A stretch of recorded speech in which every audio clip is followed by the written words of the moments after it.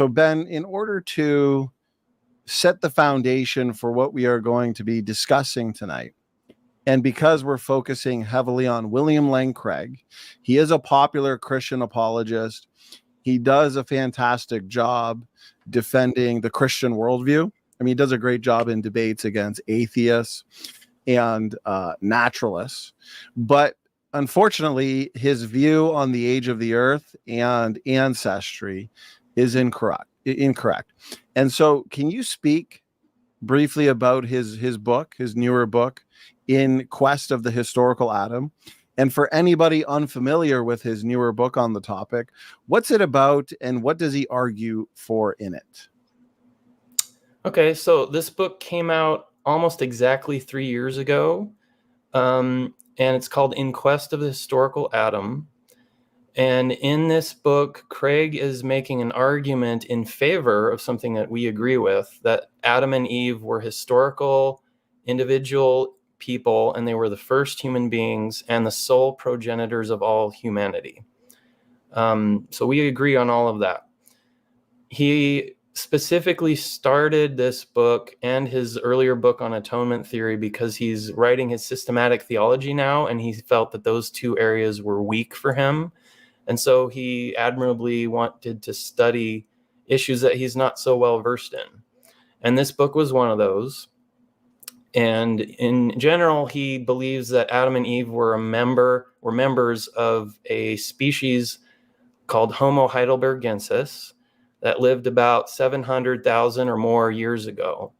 And so that's somewhat of a unique view for an old Earth creationist. As you probably know, and your audience probably knows, people like Hugh Ross argue for between 50 and 200,000 years ago for the origin of humanity. So Craig's view is that it is much older, when human beings, what he would consider to be rational, sentient image bearers, meaning bearers of the image of God, began about 700 or more thousand years ago. And he brings to bear a lot of archaeological and scientific evidence that he thinks shows that human beings were actually rational and image bearers before the typical old Earth view. So, whereas we would say as young Earth creationists, all those human fossils were post-flood and all of them are human. So in that sense, Craig's actually coming alongside young Earthers and agreeing with us, even though our position was always this for biblical reasons. But he's basically saying, no, we've got all kinds of evidence of technology, writing and stuff that shows that these really ancient humans, according to the old Earth dating paradigm, are actually real humans and not just apes that are on their way to being human, right? So he believes in a very sharp distinction between humans and apes, which is also good. So that's his main thesis in the book. It's very interesting that he would argue for Homo heidelbergensis as being representative of Adam and Eve, if I understood what you're saying. And so according to the conventional model of origins in evolutionary theory, as you said, Homo heidelbergensis would be dated back at 700 to 750,000 years. And so that means all of your other hominins. I guess my question would be, does he view your other hominins like more controversial ones? Let's say Homo erectus or Hobbit, Homo floresiensis, right? Naledi, I think they date around 300 to 350,000 years ago. Neanderthal, of course. So he would actually consider all of those being human? Yeah, exactly. Mm-hmm. Now, so he wants a literal Adam and Eve as the first humans. Is that how explain to me how that works when we understand that it's populations that evolve. How do you have these two people out of that population have a mutation that somehow designates them as humans within that population? How does he get a literal Adam and Eve? Well, that part is a little unclear, but in the book, at least, he argues that there's a very specific point mutation that is involved in brain development in humans that he thinks God directly caused. At least that's what he argues in the book. His views have changed a little bit over time, but that's what he says in the book. And oddly, he thinks that is caused by God, but all the previous evolution that includes way more complicated stuff and difficult to believe that just happened, that all happened naturally, and that's fine. Like, he's very concerned about not interfering with the evolutionary paradigm, right? So I don't want to say anything that the scientists will disagree with, right?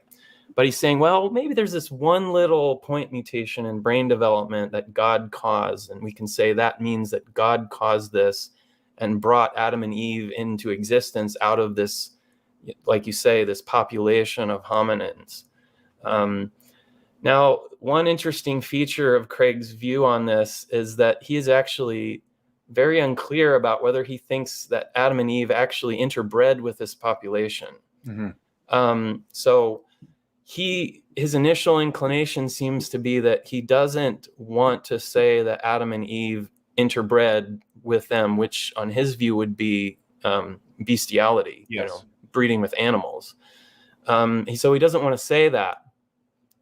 But he has this problem of how do you explain how Adam and Eve came from a previously existing population and just started inbreeding with each other and their children, and we're not deformed or anything, right?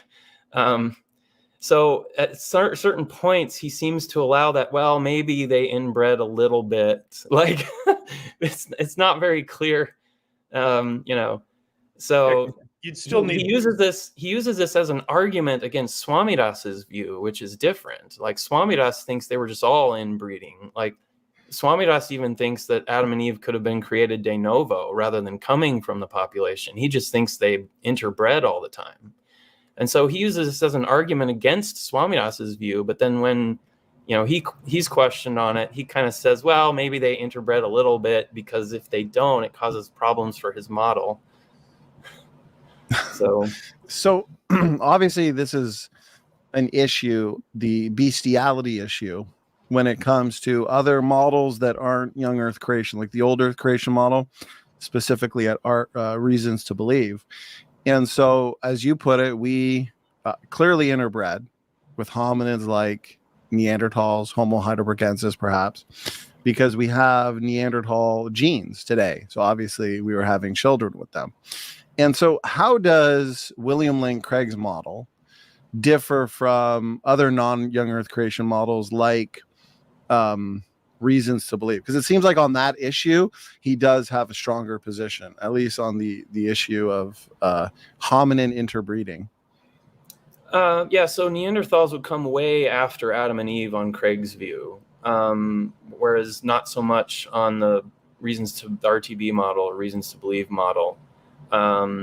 So I'm not clear, but RTB says that Neanderthals were not human. Is that correct? Right. They view most of those hominins, if not all of them, I think, as being animals. Yeah. And so Craig brings a lot of evidence in the book to bear, showing that he thinks Neanderthals, made tools, buried their dead, did art and things like that, to show that he thinks they're real humans. That would be a huge difference with the RTB model. And he has a lot of differences with the RTB model, especially on biblical interpretation too. So, and a commenter here, and I would disagree. He says inbreeding is more of a problem for young Earth creationists. Well, here's the thing: as young Earth creationists, we can group all of your so-called hominins like Neanderthals, like Erectus, Heidelbergensis, so on, and so Denisovans, of course, the ones that we actually have genetics for, which would be Denisovans and Neanderthals. We can group them into the same kind, because a basic definition of species, the biological definition of species, is if we can interbreed, we're the same species. And so that's not an issue for creationists. And then we have good explanations for, obviously, the morphological differences in hominins like Neanderthals. Ben, is there anything you wanted to add to that? Yeah, so the inbreeding argument was actually brought up by a secular scientist named Leslie Hlusko when Craig presented his book at the Evangelical Theological Society meeting in 2021, I believe, which was right after the book came out. And Hlusko gave the argument that inbreeding is a problem because it causes deformations in morphology and all kinds of nasty stuff.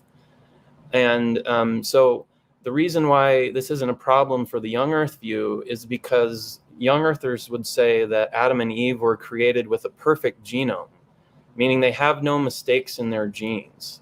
And the problem with inbreeding is that it's the mistakes in the genes that don't get corrected when you never interbreed with other lineages, right? So each lineage can form this kind of mutually self-correcting effect in sexual reproducing species that tends to help prevent certain mutations from accumulating and spreading in the whole population. But if there's no mistakes in the genome, if the genome is perfect, inbreeding would not cause that to occur until mistakes start to accumulate in the genomes.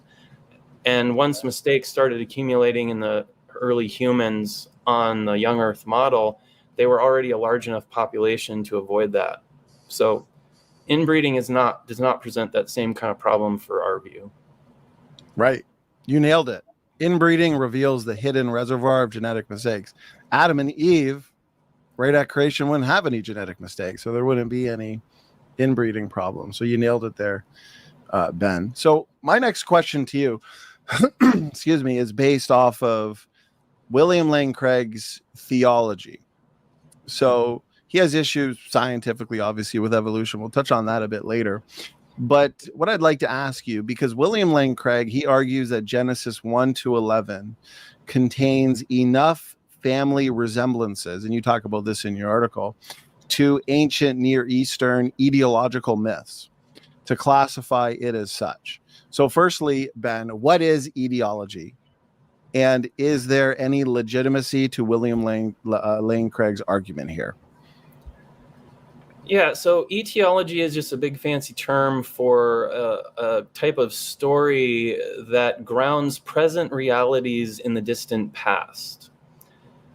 Now, with something as an etiology, it doesn't say necessarily whether it's true or false or whether those past events actually occurred. So I think young earth creationists can be perfectly in agreement that Genesis is an etiology, because we say that Genesis is the story of how things came to be as they are now because of these stories because of these happenings in the distant past. So we can agree that Genesis is an etiology.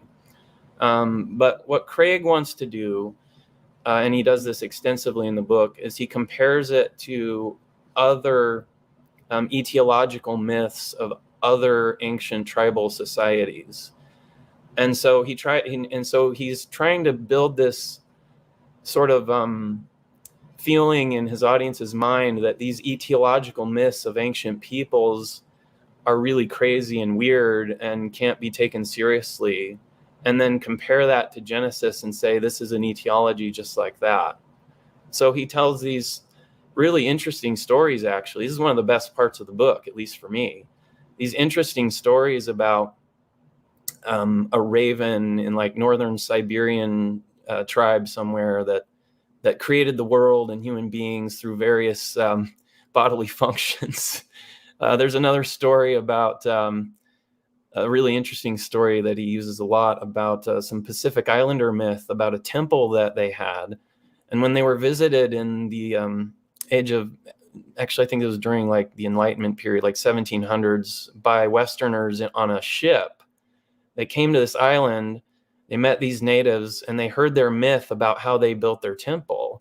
And the natives, in the meantime, were looking at this wondrous ship made with iron nails, which they didn't have, right? And they said, oh, wow, why? Because their myth said that their God gave them the materials for this temple, right? And told them how to build it and everything, but he didn't give them iron nails. So somebody comes back some later time and finds that this myth has changed, and now it includes a story about why their God didn't include iron nails. And it's sort of like a punishment for not doing what he told him to do or something, you know. So this myth like changed over time, right? And Craig's argument here is hard to apply to Genesis because Genesis, as far as we can tell, has not changed over time. So he claims that he talks about how myths are identified, these etiological myths are kind of identified as being changeable. And there's two kinds of change. One is called plasticity, which means there's multiple different versions of the myth at the same time. And the other one's called flexibility, which means that the same myth can change over time, which is kind of what this Pacific Islander myth did. And so he says, well, these are what myths are in the ancient world, but he never makes the argument that Genesis fits that description. And this is his main argument for why myths aren't historical, or that you can tell they aren't historical, because the ancient people just played fast and loose with them. They changed them all the time. Right. You know, they had different versions of it. And so they must not have believed it was true, right? Well, what's the case with Genesis? Did the ancient Jews change it all the time? Did they have different versions of it? No. And that point is just kind of left in the book unremarked upon. It's like he doesn't notice that he made this whole long argument. I mean, this is a massive portion of the first part of the book. And then he's just basically says, well, like Genesis, we don't have any other versions of it. So these criteria don't apply to Genesis. You know? That would be a categorical error, because as a Christian, we believe that the scripture is God's inspired word. So even to compare that to other, myths or historical documents that are not God's inspired word, that would be a categorical error. Yeah, and I mean, his whole purpose here is to rescue inerrancy, the doctrine of inerrancy, and he states that in the preface. He's like, I think we shouldn't give up on inerrancy. And so he wants to say Genesis is inerrant. But he also wants to say that the history that's in the book is etiological, which I think it clearly is. If you read it, even if you don't believe it's true, it's clearly etiological. I mean, it's talking about the origin of snakes, the origin of all created animals, the origin of male and female, the origin of sin and why there's evil in the world. The origin, if you go later, the origin of human government is in Genesis 9, with God's telling Noah, like, if man sheds the blood of man, by man shall his blood be shed. The rainbow as a symbol of the world won't be destroyed. I mean, there's all this etiological themes in here about why things are the way they are. And yet Craig wants to deny that it's historical. So my big argument is, how can you say all three of these things are true? Namely, inerrancy, there's no errors in the text in what it means to teach. And two, it's etiological, which means it's grounding present realities in the distant past. And three, it's not actually historical. How do you hold all three of those at once? Yeah. How do you say that it's inerrant and just to turn around and label it mythologically historical? I don't understand that. So as young earthers, we deny that it's not historical. So we deny one of those three and we take the other two. We say this is an etiological story that tells us how things came to be. Right. And it's also inerrant. A theistic evolutionist would typically deny inerrancy. And so they would say it's etiological and not historical, but, it's not true, or it's not completely true, or something like that. And Craig, I don't think, realized that this was a problem for his view, honestly. So it's interesting because William Lane Craig, from my understanding, and you mentioned it earlier, he would hold to some aspects of Genesis 1 to 11 as being real history, right? Like Adam. So he does believe some of the passages in the New Testament where Paul and Jesus refer to Adam as obviously a real historical character. But then most of the other portions of it he believes is myth. And so I'm wondering, does he make any attempt in a sophisticated manner to say, okay, here's where the author is conveying something that we need to take as true and real, and here's somewhere else where the author is giving us a clue or many clues where we as the reader should say, okay, this being described here, this is not literal history, this is just mytho-history. Does he make any attempt at that, Ben? Hardly at all. In fact, what he says is it's probably, quote, probably futile to try and tell the difference between what's, not real or not real history and what's true. And in fact, about the only argument he gives for the historicity of the actual text of Genesis 1 through 11 is the genealogies. And he says of the genealogies that they show that the author had a, quote, historical interest. Well, he obviously doesn't believe the genealogies are true or historically accurate. So what does a historical interest mean? And if the genealogies are the one thing that he can't accept, he can accept Adam and Eve, he can accept a moment of creation, right? Or, there's lots of other stuff he doesn't accept, but that's the one piece of evidence he gives for the historical interest of the author. And it's like, okay, so is the author saying that this is what he thinks history is? And if it's inerrant, how can he be wrong about that? And the thing you said about the New Testament is the main reason Craig believes in a historical Adam is because he thinks you cannot read certain passages in Paul any other way, namely Romans 5 and 1 Corinthians 15. And so he says you can't actually take seriously here that what Paul was saying unless you say Adam and Eve really existed. Mm-hmm. Which again, I think he's right about that. Yep. But the weird thing is why do you think Paul believed Adam and Eve existed? Right. Yeah. And Jesus. Because it's in the Bible. And so Craig rejects the idea that we can believe that Adam and Eve are historical from Genesis, but believes it from Paul, who was depending on Genesis. And Craig even makes arguments showing that Paul was quoting from Genesis chapter 2 in 1 Corinthians 15. So Paul is obviously referring back to Genesis. But he never brings himself to say that we can believe Adam and Eve in Genesis are historical, because the only places they're mentioned are in chapters 1, 2, and 3, and then 5, all of which he has to deny the historicity of. So what are his thoughts then of Jesus referring to the beginning of creation, like creation week? In the beginning of creation, he created the male and female, and he's making an application to marriage and divorce. And so clearly referring to Adam and Eve during creation week, the beginning of creation, would he recognize that as being Adam and Eve, but then not referring to what we see in Genesis 1 and 2? Or how does he view that? So the short answer would be no. He thinks he doesn't believe that's a historical reference. Okay. And the reason is he's trying to say that Jesus and the other New Testament authors could have been making what he calls an illustrative allusion or an illustrative reference, where they were only referring to the story to make some kind of point, like in a parable.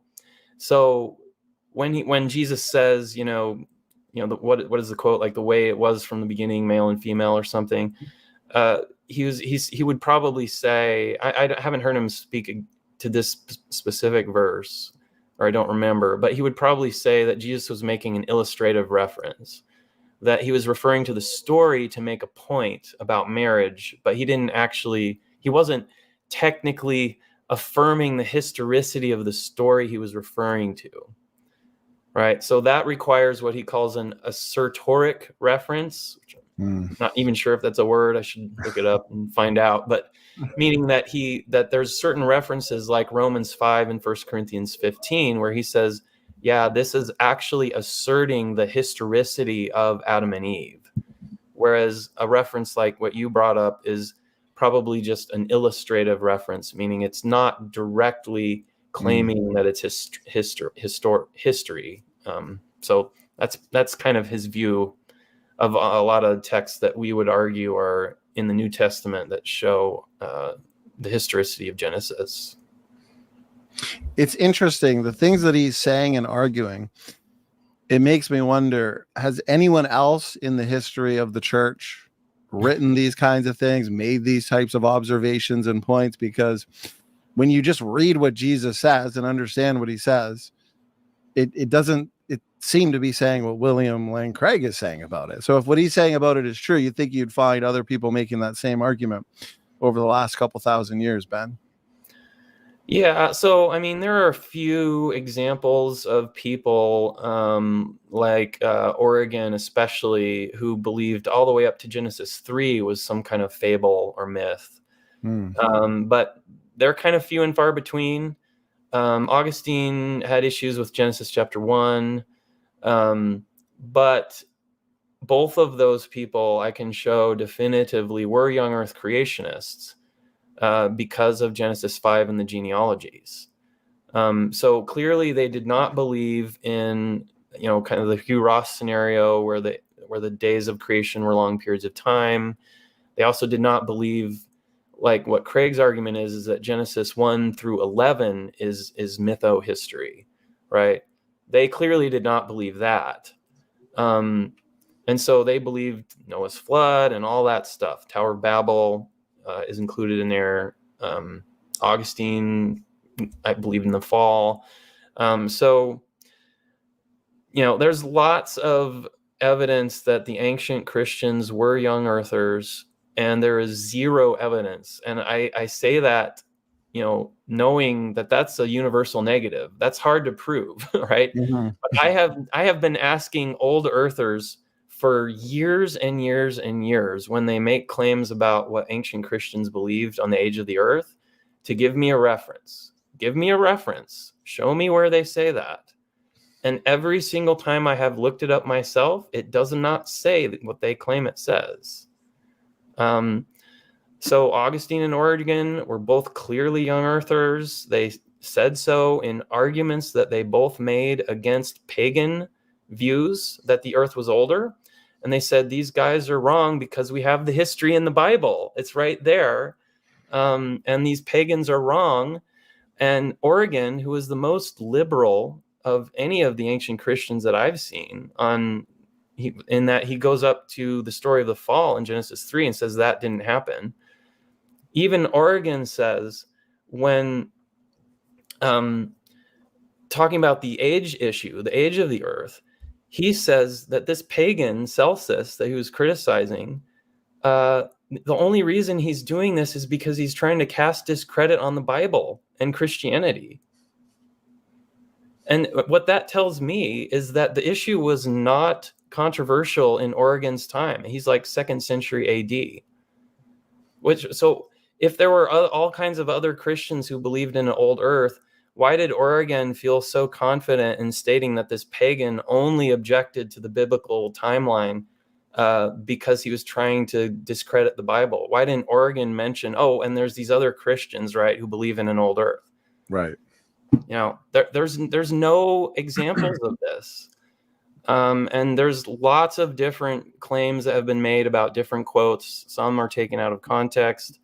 Some are kind of wishy-washy, but don't say what they claim is said. There's a really good example of this in Irenaeus and another ancient author, where they're talking about eschatology. They're not even talking about the creation week. And so that what they say is that, well, there were 6 days of creation, and that's sort of like a prediction or a prophecy of the length of the world that's going to happen. And so they thought that Christ would come at year 6,000, like the second coming. And they believed that the first coming was around year 5,500, because they were going by the Septuagint timeline back then. And so they thought in 500 years or less, the second coming is going to happen. And then the 7th day is representative of this 1,000-year millennial kingdom after the second coming. And so, but the quotes are that the old earthers will take out of context is something like, they'll say like the 6 days are 6,000 years. I think Irenaeus says that. And so they say, look, it's the day age theory. Irenaeus believes that the days of creation are 1,000 years long. No, it's not what he was saying at all. Right. He was saying that the days of creation were a prophecy of the future history of the world, not that the days of creation themselves were 1,000 years long. And people like Hugh Ross take this out of context and claim that this supports day age theory. I go on and on about some of this, but we have tons of evidence when the ancient Christians spoke on the age of the earth, they follow the biblical timeline and they say it is young. We have no evidence of anyone in the ancient world who was an old earther. None. Up until at least the 1700s, we don't have any examples of Christians who did that.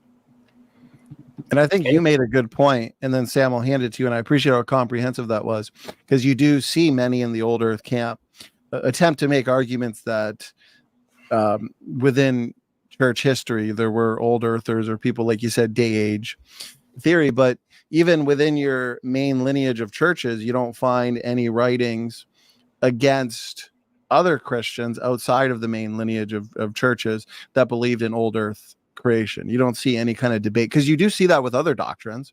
Yeah, you even see it with the flat earth stuff, which is also somewhat nonsense. But there's actual examples of ancient Christians who believed in a flat earth. That's interesting. Even though it was not even close to the mainstream view.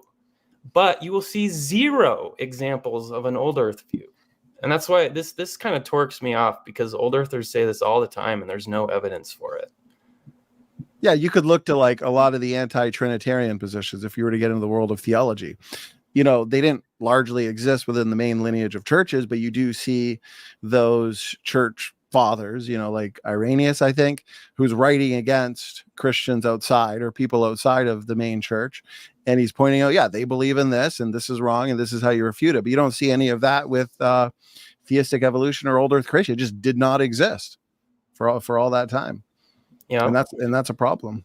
And the reason it's a problem for their view is because they want to claim that they're just interpreting the text, right? We have this text of Genesis. I'm just looking at the text and in reading it, and it seems to say that the earth is old and evolution is okay and all this stuff. But before modern science came along and told them that was true, nobody interpreted the text that way. Right. Because it's not in there. Mm-hmm. Yeah. So it's not the natural reading. No. Which is it, or else other people would have the Holy Spirit is working in the body of Christ. So obviously the Holy Spirit would have guided at least one person into that truth. And so, okay, but I think those are some excellent points. Sam, if you had a question you wanted to ask or bounce anything off of Ben, go ahead. Yeah. So moving on, how does he tackle the flood, the global flood? Is that a global flood? Is that a local flood? What would that look like? So Craig does not believe that the flood happened. So he doesn't address an actual historical flood at all. In fact, when I spoke to Craig in the class on the book that he gave, he said, this is ridiculous. There's no such thing as a worldwide flood that killed everybody. He thinks that's ludicrous. And he thinks it's against all the evidence and all this stuff. But when it comes to his biblical interpretation, because he believes that Genesis 1 through 11 is mytho-historical, he can interpret the flood narrative in Genesis 6 through 9 pretty straightforwardly. In fact, very similar to what we would interpret it as. And in the book, he takes Hugh Ross to task on this. And he says, look, this was in the text, it was a global flood that was being talked about. And Hugh Ross is just wrong about all this. It's obviously a global flood. You can't argue otherwise. So that section of the book's actually pretty good. But he thinks it's mythical. So for him, it's just this fake story that didn't happen that means something else. Who knows what, I mean, the only thing he ever says about the flood is that it shows God's justice and God's mercy, because he judged the people who were doing bad things and he was merciful to Noah and his family. So for Craig, that's nothing more than a parable about the justice and mercy of God. Yeah, it seems that what, when the creature takes the creator's word, draws a line of a demarcation in there and says anything on one side of this line is mythological, anything on the other side of this line would be maybe arguably literal, but then condemn the unbelievers for just moving that line to the end of the book. That seems really inconsistent. And when I hear Craig talk, he likes to use the word fantastical. He says that, well, I don't believe these things in the book because they're fantastical claims. And Donnie and I, it's funny. He sent me a message earlier, and we were thinking the exact same thing. When you have the creator of heaven and earth coming down into his creation and making us right with him, wretched sinners, that's a fantastical claim. And so would a virgin birth and a resurrection. Those are all fantastical claims. Right. That a God could love us and make us right with him while we were yet sinners in the world. And that's true for the unbeliever. And that's a fantastical claim. And so it just seems, it seems arbitrary what he defines as a fantastical claim. And it's also not an argument. It's incredulity, right? But it's not an argument. And look, I personally enjoy listening to Will Craig's philosophical arguments. He's definitely brilliant. But on this area, it's hard for me to comprehend why he doesn't see that as a problem. That's not an argument. I don't know. What do you think about that? Yeah, I mean, that's one thing I've been studying this so long, I kind of forget all the stuff that hit me right away. But that was one of the things that hit me right away when I was looking at his view was this is an argument from personal incredulity. Yeah. That I just think that these things are so weird that they must be mythical. They must not have really happened. And it's like, well, what do you do with the entire rest of the Bible? So there's like, and it's like, how do you decide that? And I will take issue with one thing you said, Sam. You said he defines this as fantastical. He never defines what he means by fantastic. Okay, correct. The only description other than that word he gives is palpably false. Like, what does that mean? Yeah. Yeah. And he's an analytical philosopher. He's supposed to have really precise meanings of words. Yeah. And he should be aware that he's making a very similar argument that certain atheistic philosophers have made against miracles. Right. And Norman Geisler, in his big book of apologetics, he's refuted all of those things too. So he's actually, and I don't want to say unwittingly, I don't want to use a deflationary term. I know he's got to know that these things have been discussed, and he's got to know that they've been addressed. And so when he says that there are these claims that are fantastical in the Bible that he can't comprehend, is he just agreeing with the atheists who would reject any divine intervention into the physical world? Well, obviously not. He doesn't believe. He believes he believes God intervenes and does miracles. Obviously, he defends this, but the question is why. I mean, how can you argue for miracles scientifically? Right. Can't really. How can you argue for it philosophically? Well, you can argue for its plausibility, but not the actual occurrence of it. You have to argue for miracles based on the historical accuracy of the accounts in the Bible. And when he goes after Genesis 1 through 11, suddenly he gets cold feet about that. Yeah, it's inconsistent. And I think it's because he just can't tear himself away from the scientific claims that he thinks must be true. Right. If I could, he would need, because you said it there, he doesn't define what he means by fantastical or fantastic. So then where do we draw the line? What's fantastic? Too fantastic where it can't be true, literal history.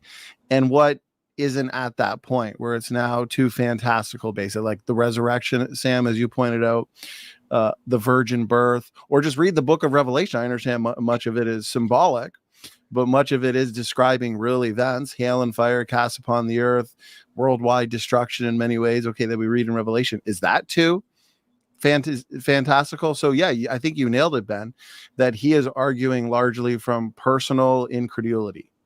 I'm not the only one who said that, by the way. I think I did put this into the article, but in 2019, which is before the book was written, much less before it came out, he did almost an entire year of Sunday school classes that he has up on his YouTube channel. It's called Defenders 3. This is like a 7-year program or something. But this year in 2019, he did this specific issue. He calls it the Excursus on Creation of Life and Biological Diversity. And in that class, a friendly questioner mentioned the fact that his argument about fantastical events and being palpably false might sound like an argument from personal incredulity. And he was raising this as a devil's advocate, right? Like, I want to see how Craig responds to this. Right. And you know what Craig actually said? He said, well, some things are just incredible. Right. Yeah. Yeah. Yeah. Well, an atheist would say the resurrection is incredible. It's like it's like back to what Sam said, is like, he recognizes these are bad arguments in every other context. Mm-hmm. Why is he so confident in using them in this context? Right. Well, you had mentioned that, and I think it's fascinating because you mentioned, Ben, earlier that he would look to the account in Genesis 6 of the flood, and he would agree that it's obviously describing a worldwide flood. Okay. And he's not satisfied with arguments from people like Hugh Ross and those in the old earth camp. But he is so anti-young earth creation because William Lane Craig has said, and it's not word for word, but he said something like, if young earth creation is true, we're in trouble. Christians are in trouble. So if he thought that the local flooders were making a good point on Genesis 6 and the rest of scriptures that mention the flood, then he would probably go along with it, because that would help him out. But even he's recognizing, so I think this helps the young earth creation model. He's even recognizing that Genesis 6 is clearly describing a worldwide flood. Yeah. And that means he can't make Hugh Ross's argument about 2 Peter 3, Right. Which is the verse that I think is the strongest young earth argument from the New Testament, which talks about the flood, right? So Ross says, well, this was just a flood that covered the world, right, where people lived. But if Craig doesn't think that this is a local flood in Genesis, he can't make the argument that this is a local flood in 2 Peter 3. So yeah, 2 Peter 3 is such a powerful verse. I mean, it describes the creation. It describes the world that then was being overflowed with water that perished, and then the coming judgment by fire. So it sounds like William Lane Craig doesn't believe the creation story as it's described in Genesis 1 and 2. And he doesn't believe that there is a world, pre-flood world, that was overflowed with water, Genesis flood. But then I'm assuming he would believe the third event that people deny, the coming judgment by fire. So how come that one's true? Why is that real history in the future, but then the other two aren't? Yeah, I made this argument directly to him in the class, and he said something like, the best I can do is that the weight of evidence is on my side, right? So he didn't really have a response to that in the class. I think he's tried to make some responses to it later in some of his public stuff, of course, without ever mentioning me or anything. But in terms of where I lost my train of thought. But yeah. So the 2 Peter 3. So part of Craig's argument that Adam and Eve really existed historically is based on an argument by a New Testament commentator named Douglas Moo. And Moo argues that, similarly to what you just said, that if Paul is referring to Adam as being the originator of sin in Romans 5, it would be crazy wouldn't make sense to say that Jesus had to come and save us from our sin, which entered the world through Adam, right? If Adam didn't actually exist and actually sin first and cause that to happen. Yeah. Right. So he's saying that the argument that Paul makes no sense if Adam is not historical. Right. And I argue that the same reasoning applies to the 2 Peter 3 verse, that it makes no sense for Peter to say, well, there are people who say that things just keep going on as they've always gone on. But I tell you that in the past, there was this worldwide flood that killed everybody, And so that proves that it doesn't always keep on going on as it always has. And then he uses that as evidence that there can be a second coming, right? But how does that work if you think that the worldwide flood didn't actually happen? It would, and I made this illustration to Craig, like, it would be like if someone said, the aliens are coming, they're going to invade in the future. And someone objects and says, no, they're not. That's not going to happen. Things will keep going on as they've always been going on. And then that person responds, well, yes, they have. Didn't you see Independence Day? Right. Why would that argument wouldn't track? Because Independence Day is not real. Yeah, exactly. Like this flood is supposedly myth. It's not real. It's too fantastic. So Peter is making a really terrible argument, like, oh, well, there's this fake story that happened, and that proves that you're wrong about something in the real world. No. I take issue when Craig says that things like the evidence is on his side, because he, of all people, ought to know that evidence is interpreted through a worldview. And so you don't interpret the interpretable facts, until you have a worldview philosophy. And so all he's saying there is that there's a prevailing paradigm, and it's a naturalistic worldview, and he is affirming the naturalistic interpretation of the physical world. But that's not the biblical worldview interpretation. So I don't know why he thinks that that's such a powerful argument for him, or response for him to make. The unbelievers, they have no other option. If they're going to disallow the divine foot in the door, then of course they're not going to interpret the physical world through the biblical lens. And so I don't know that he's really responding, at least within the Christian circle, by saying something that the evidence is on his side. Yeah, Craig is a classical apologist and an evidentialist, not a precept. So I'm not sure what he thinks about what you just said. But I agree, at least, that what even counts as evidence depends on your worldview. It depends on what framework you're coming from. Evidence is an interpretation itself of facts and observational data. So when you say something's evidence, that you're putting it into an argument, right? And right away, that means it has semantic meaning, right? Like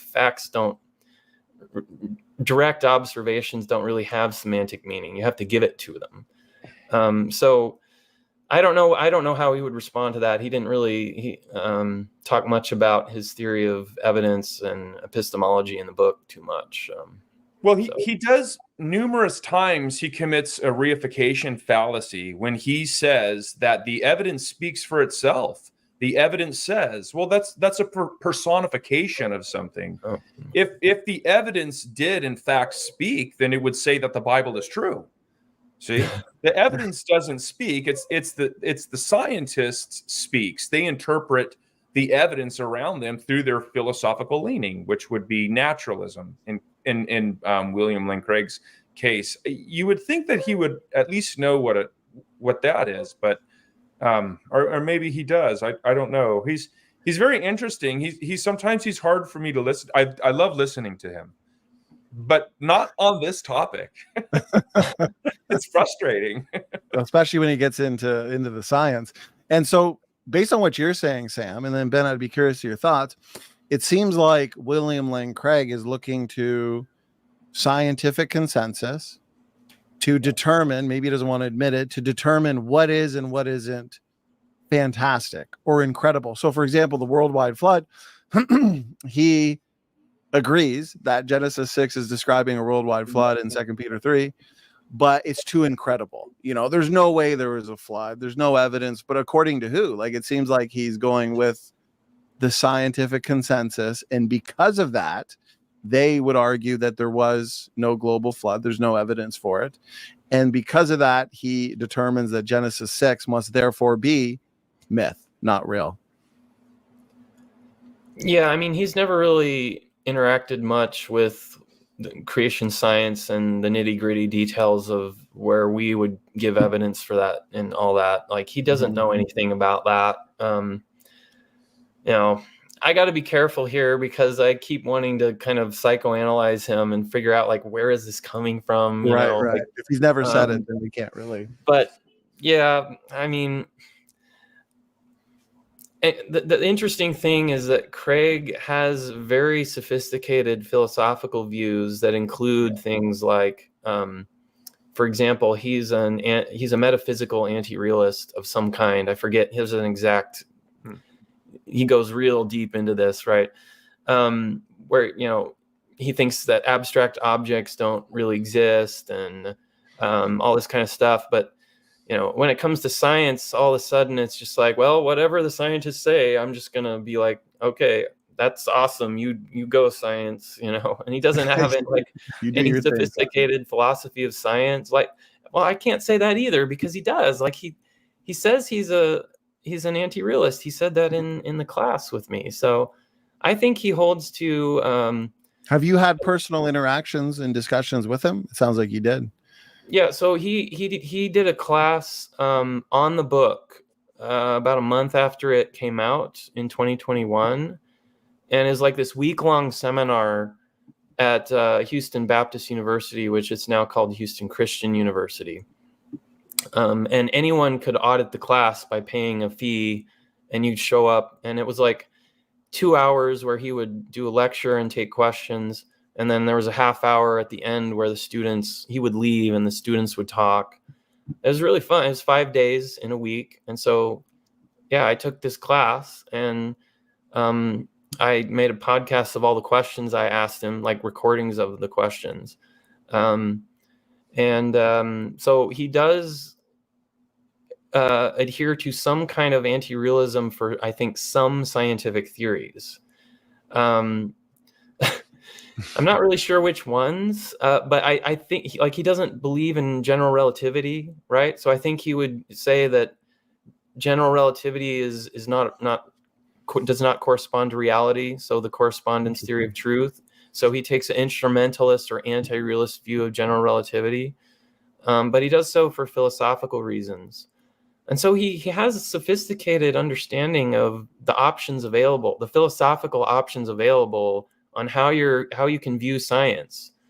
But I've met other people like this. It's like all of a sudden, when it's about the age of the earth, all that flies out the window for some reason, and they just take this dogmatic straight line view that you can't disagree with the scientists on this, or you're stupid or crazy, or the Bible's false, or whatever. It's like, why can't we're in trouble? Yeah, like what where's the motivation to defend the accuracy and historical reliability of the Bible in Genesis?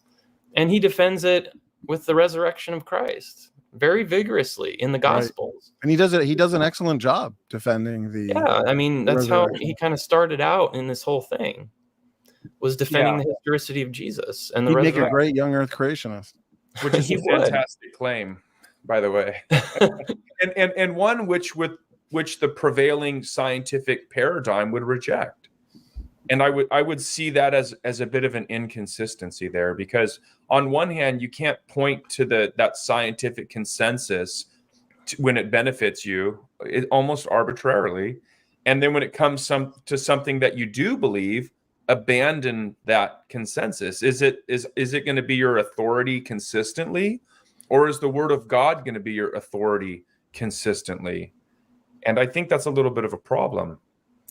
Yeah, so since all that happened, I've studied a view by a colleague or at least a friend of Craig's named J.P. Moreland, who defends a view called eclectic realism, where he says, well, we can if we have some reason to doubt the veracity of some scientific theory, we can interpret it as anti-realist, but not all of them. So some of them he thinks are true and real, some theories, and others he has objections to.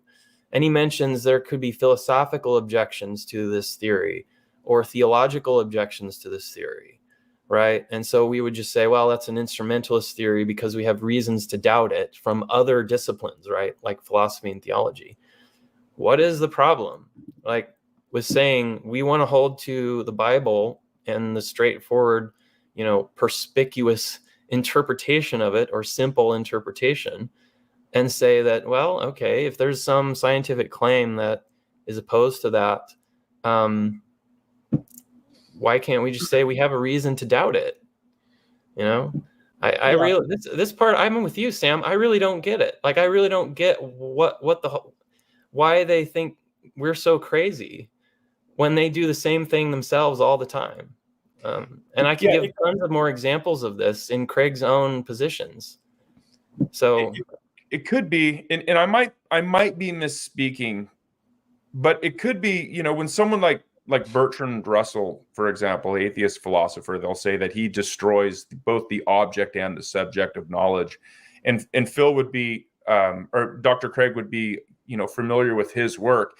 And maybe that's why he would point to that anti-realistic position. However, there's another philosophy that we would call like a revelatory epistemology, where the mind of God is the first interpreter of all the facts, and all the facts would be secured by the mind of God. And then we would go on to say, I might be misspeaking again because I haven't heard Craig unpack this, but it seems like that would just destroy truth at some point. Unless you're receiving that truth from the mind of the Creator. From a creaturely perspective, I don't know that I would disagree. But again, I should probably not say anything else until I hear him out more. But on Christianity, we have the creator-creature distinction, and so the mind of the Creator secures and is the first renderer of all the facts around us. And so it would be true that we can't know a thing. Objectively, I would say, unless that thing was revealed by the Creator. I think that's the best way of knowing something. It's the most certain way of knowing something. That's right. That's right. And we would go on to say, well, that would really be the only way you could truly know something, or else you're going to be pointing to some brute fact or some provisional conclusion that you could be wrong about, which would be the prevailing paradigm. Scientific paradigm. Those are provisional conclusions. I think what Craig would say to some of that is that you can never have certain knowledge. In fact, I think, which I actually would agree to, somewhat. He said something like certainty is a will-o'-the-wisp in one of his questions of the week. I think that was in. Is he certain about that? Right. Well, I really don't know much about Craig's epistemology, honestly. So. Well, if I could interject this, because there's some good discussion going on in the live chat. And so Cool Jesus here holds the theistic evolution position. I appreciate the engagement and interaction. If there's any other theistic evolutionists in the chat and you want Ben to specifically engage something, and more specifically in William Lane Craig's book on the historical atom, feel free to send those in. We'll engage them. Cool Jesus says William Lane Craig defines fantastic elements on page 104. So we pulled up page 104 and it looks like it supports what you said. Craig says, I take it that fantastic elements, which if taken literally are so extraordinary as to be palpably false. But what's his idea of so extraordinary? It sounds arbitrary, What if he's going to say the Genesis flood is too extraordinary to be true? Well, then what about events in the end times? Which I understand you gave some reasoning on behalf of him earlier. But anyways, Ben, what are your thoughts on that? Yeah, so I said that's the only way he defines fantastic is palpably false, and that's a phrase that he used in the class also before the book. And so there was a point in the class again where someone asked a question about the talking donkey, the story with Balaam, because Craig was saying the talking snake in Genesis 3 is a fantastic element that he doesn't believe it's true because it's a talking animal. And so the point was made that there's this story, I believe, is in Numbers about a talking donkey. And does Craig believe that? And what ends up happening when you ask him these things is he'll start, and he did this with me on another question about the second commandment,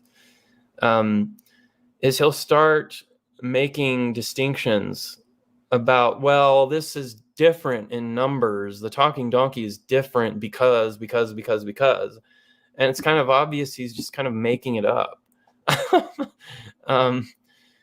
The talking donkey is different because I can't even remember what he said, but he gave some excuse in the class for why that story is different than the talking snake in Genesis 3, and he does this with like,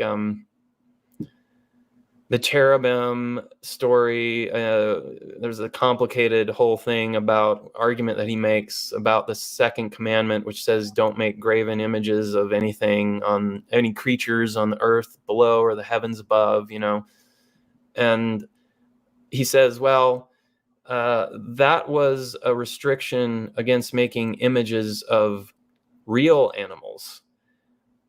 And so the argument, which he takes from a Jewish scholar named Sarna, so it doesn't apply to the cherubim that were carved on the lid of the ark, on top of the Ark of the Covenant, right? So there are cherubim on top of the Ark of the Covenant.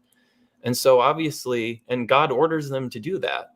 So the argument is that the second commandment does not prohibit images of fake or not real animals or creatures like cherubim. And then he makes the argument that the cherubim that God places at the Garden of Eden to prevent Adam and Eve from going back in, with the flaming sword and everything, they're cherubim also. And this argument about the second commandment means that cherubim aren't real creatures. So therefore the story is not real. And so I brought up the objection to this of another story I think is in Numbers about the bronze snake that God tells Abraham or Moses to make, so that because the Israelites had committed some sin and they were being bitten by venomous snakes as a punishment, and they plead for mercy, and God tells Moses to make this bronze snake and erect it in the middle of the camp. And this snake is in, it's in some logo that we have for medicine nowadays, as you see it around, right? What? I think it's the Blue Cross symbol. Yeah. And so it's this, obvious exception to this rule. Like, why does God order them to make a bronze snake if the second commandment prohibits making images or sculptures of real creatures? And again, Craig's response to this was, it's like he'd never considered it before, and I went back and listened to the podcast again today, and I'm just like, he never even thought of this objection before he researched it and put it in the book, because he can't answer that objection. He just can't answer it. He fumbles all around. He gets the second commandment wrong, and I actually had to read the text to him to remind him of what it says, and because he's trying to make the claim that, well, the second commandment is not about earthly creatures when it explicitly says that. So, the obvious meaning of the second commandment is that you're not supposed to make idols, right, to worship. And if the second commandment does not apply to fantastic or unreal creatures, then probably 90% of the ancient idols would not have been prohibited by the second commandment. So it's this really convoluted argument that makes no sense. And the whole thing is just invented to say that the cherubim are not real, and therefore the story of the cherubim in Genesis 3 is a mythical story. It's not real. And it makes no sense with the rest of the Bible. So I think that's a great... Go ahead. No, I was going to say, I think that's a great response. when you have to have such convoluted responses to defend your specific viewpoint, as William Lane Craig is doing, it kind of speaks to the weakness of it, in my opinion. And I get we're going to have longer, more detailed answers to certain questions, but these are pretty pertinent issues that you're bringing up, Ben. And here's a follow-up question. I'm curious as to your thoughts. So he says, does Ben not see any difference between Genesis 1 to 11 and the rest of Genesis? It's standard for commentators to separate the sections. What are your thoughts on that, Ben? It might be standard for commentators to do that, but the author of Genesis did not do that. In fact, Craig in the book says that the transition from the end of chapter 11 to the beginning of chapter 12 is seamless. That's a quote. That's the word he used. Seamless. And it's seamless because the people talked about in the genealogy in chapter 11 are the same people in Genesis 12 through 50. And there's lots of them mentioned. Abram's father and grandfather are mentioned. They're given ages for when they died and when they had sons. I think even some of Abram's other relatives were mentioned, like Bilhah or something, Makkah, I can't remember. But and then later on in Genesis, it gives really long ages for Abraham, Isaac, and Jacob, and Joseph's 110. But Abraham, Isaac, and Jacob all lived to be way older than anybody lives today. I think the claim that there is some kind of division between chapter 11 of Genesis and chapter 12 is one of the weakest parts of his argument. And there's a lot of weak parts. It's like, which one do I choose?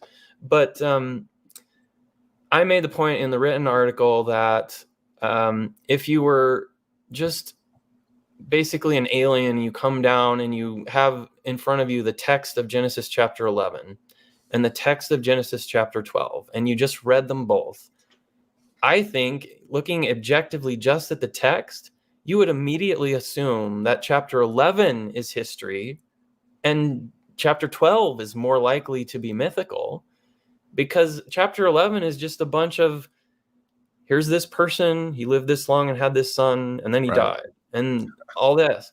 And then chapter 12, it starts out with this, it says God spoke to Abraham, this sort of, this patriarchal ancient God spoke to Abraham and gave him a promise that you will possess the land. It's like, that seems a whole lot more mythical than chapter 11. And it just seems like this division is really arbitrary. You can't, I don't think you can say that a division happens in the text right there, because again, it gives the genealogy of Abraham all the way down to Abraham, and then it starts into Abraham's life. And people in the genealogy are mentioned throughout Genesis 12 through 50 as real people. I don't see how you make a division there. And it's not in the original text. Commentators might do it, but that's sort of like saying that chapter divisions, which were put in by modern interpreters or more modern interpreters, have some meaning as to what the text means. Like, so you're trying to make an argument that, well, because Paul ended chapter 4 of Romans at such and such, that means something about the beginning of chapter 5. Well, no, it doesn't. Paul didn't make those chapter divisions. Right. We did. Yeah, right. For reference's sake, right? No, I think those are some great points. And then Apologetics 101 here, I appreciate the comment. He says the literary style is the same in the genealogies in Genesis 25 is the same style as the others in Genesis 5, 10, and 11. And so I think you made a great point, Ben, that it's arbitrary in terms of where you're going to divide it. Okay, you're going to divide it right at Genesis 11, but you made a great point that Genesis 12 seems like it would be more along the lines of what William Lane Craig is saying in terms of mythos history, I guess, than Genesis 11. So why break it there? Who's making these decisions and what's the justification to do so? Yeah. And if you know, and you know, we know this as young earthers, but you look at the genealogies, right? And there's this steady or exponential decline in ages, right? It goes 900s and for the antediluvians, and then 600, 400, 200. Where do those stop being real ages? Yeah. Does it stop with Abraham? Because it says Abraham lived to be 175. Does it stop with Isaac? Isaac was 185. What about Jacob? Jacob was 147. And then it says Joseph was 110. Are we just going to say, well, because we don't know of anyone who lives to be as old as Jacob was, that, well, it must be that Jacob was the fake one and Joseph was the real one, but Jacob is spoken of way late in Genesis. Another issue with the dividing Genesis between 11 and 12 is that Craig actually makes the point that the commentators divide Genesis into 3 parts. There's another division later in Genesis, but he never says that this division changes the genre of the book, right? So his claim is that Genesis 1 through 11 is in this special genre of mytho-history, and Genesis 12 through 50 is not, right? But if the only argument is this commentator's division, well, another one occurs in Genesis. So why is there no genre switch there, but there is between 11 and 12? He never answers that question. It's almost like he doesn't even notice that that's something that needs to be addressed. You know, it's like these things just came up all the time. I was like, why does he think this is such a good argument when stuff that he says, I didn't even know that Genesis was divided into 3 sections. He's the one who said that in his book. I'm like, well, why is there a change in genre here, but not over here? Mm-hmm. I was like, this is a recipe for denying the historicity of all of Genesis. Right. Have you heard of this other theistic evolution argument? William Lane Craig doesn't make it, as far as I understand. But Inspiring Philosophy, you mentioned the ages. And so he's asked in his video, Problems with Young Earth Creation, he says, why was Abraham called, which you're more than familiar with, why was Abraham called an old man if his ancestors were living hundreds of years old? You know, basically, well, Abraham's not old then, because in comparison, 500 years is a lot older. 900 years is a lot older. I'm wondering, have you heard that? And what are your thoughts on that argument? I have heard that. Yeah, it's like Abraham knew he was old because his contemporaries were old at that age, right? Like it was no longer the norm that people were living to 300, 400, 500 years old. Yeah. It was the exception. His father and grandfather were around 200 something, right? Mm-hmm. So he knew he was getting old, according to that. Like, I don't know. And he could also see around him in that time that ages were declining. People were no longer living to those great ages. So things were clearly changing.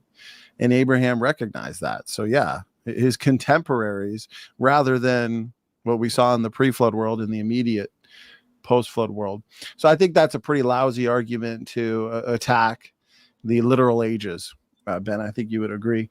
And so I'd like to rewind a bit. I'd like to backtrack to one of the first questions I asked you. I want to better understand what William Lane Craig's arguing here. So etiology, you defined that, you explained it, you touched on it. So basically William Lane Craig, and correct me if I'm wrong, he's looking at traits and characteristics of stories we'd all agree are myth from other religions, civilizations, largely pagan, a lot of them. And he's saying, okay, so those characteristics and traits match up to what we read in Genesis, specifically the creation account, Genesis 1 to 11 in general. And so because of those commonalities, Genesis, at least the chapters in question, must also be myth. Is that basically what he's concluding? Yeah, so he is back to the family resemblances argument. So he makes this argument that you can't really find necessary and sufficient conditions to determine that the genre of a text is what he calls mytho-history, which I even think that he equivocates on the meaning of mytho-history as a genre anyway. Like, we don't need to get into that, but So he gives these 10 criteria that he thinks are family resemblances to myths. And I don't remember the first 6 because they're super trivial. It's like, it's a written text. Okay. There's lots of those. That doesn't really distinguish between what's historical and not historical, if it's a written text. And he said some of them are like they're passed down for a long time, or things like that. The key ones are the last 4 in his list, and 2 of them he admits does not apply to Genesis at all. And the other 2, one of them is the fantastic or palpably false criteria, Right. and the other one is etiology. So he says Genesis fits 8 of the 10 for being a myth, and so I'm going to classify its genre as a myth. And it's like, it doesn't really say whether it's historical or not. So you could argue for a definition of myth that is historical, right? So a myth could just be a formative story, right? That people believe. If on that definition of myth, we could agree to that, right? But most people, when they hear the term myth, they think false. Right. And I think Craig doesn't accept that definition, and he gives a lot of references to scholars, folklorists, professional academic folklorists on this, and he says there's a difference between myths and legends, right? And he gives a good description of all of this. But the key issue is, did the people who wrote this and read it and listened to it way back then, when the text was first written, did they believe that it was true? Okay. And if you're talking about other cultures' myths, you can say, yeah, they believed it was true. They were just wrong. Okay. So if you look at the Bible and say, yeah, they believed it was true, but you can't say that it was wrong, or you're denying inspiration and inerrancy. Okay. So if this comparison that he makes is kind of like, is he really saying that the myth, his version of the myth, means it's not true or not historical? Again, he's a little wishy-washy on that. He doesn't really explain, like, what is myth and what is historical. Is he making the argument that because it's classified as mythohistory, that means we can just say whatever it is, it's not historical? Because as I said before, all the arguments that he used that might apply to whether it's historical or not don't apply to Genesis. The plasticity and flexibility thing. And I just think you've got to rule out those first 6 criteria. They don't really speak to historicity. And I think the fantastic thing is a argument from personal incredulity, and etiology is true, but it doesn't argue against historicity. So there's nothing in that argument that he makes about family resemblances that I find compelling at all. Does he try to unpack what it's there for? Barely. What's all there? I mean, what do these things mean? If it's all mythological, why is it there? If he's holding that it's an etiology, he thinks that it's a story that the ancient people told to explain to each other how things came to be the way they are. That's what an etiological myth is. But again, we already talked about this. Like, why would it be true then if it didn't actually happen? Right. But at the end, I think he kind of switches arguments without telling you. At the end, he has no interpretation of the text, and he will say this when he talks about the book. He says I'm offering a genre analysis, is how he phrases it, not a hermeneutic, not an interpretation, because he doesn't offer either of those things. He's just saying this is a genre analysis. That's the first step to a hermeneutic, but not the last one.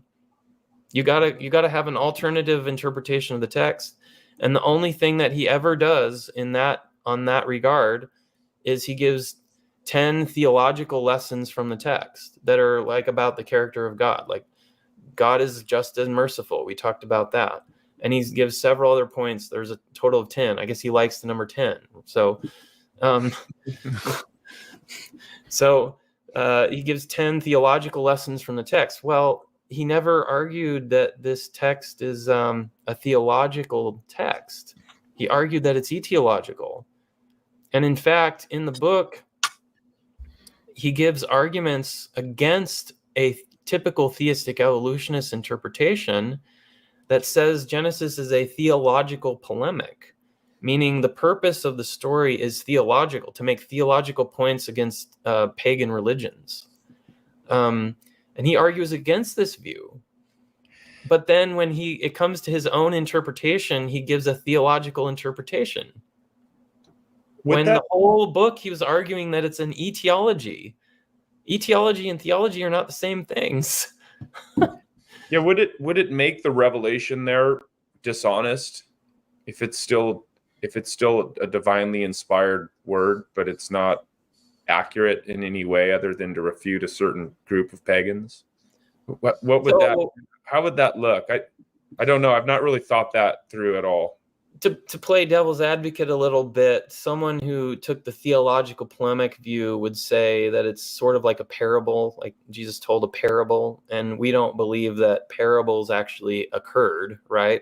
Okay. He was telling the story to illustrate some theological point, and that's what they would say about it. They would say this is a story that the ancient Jews told to illustrate a point about the one true God that they worshipped and how he is as against these ancient these other pagan gods, right?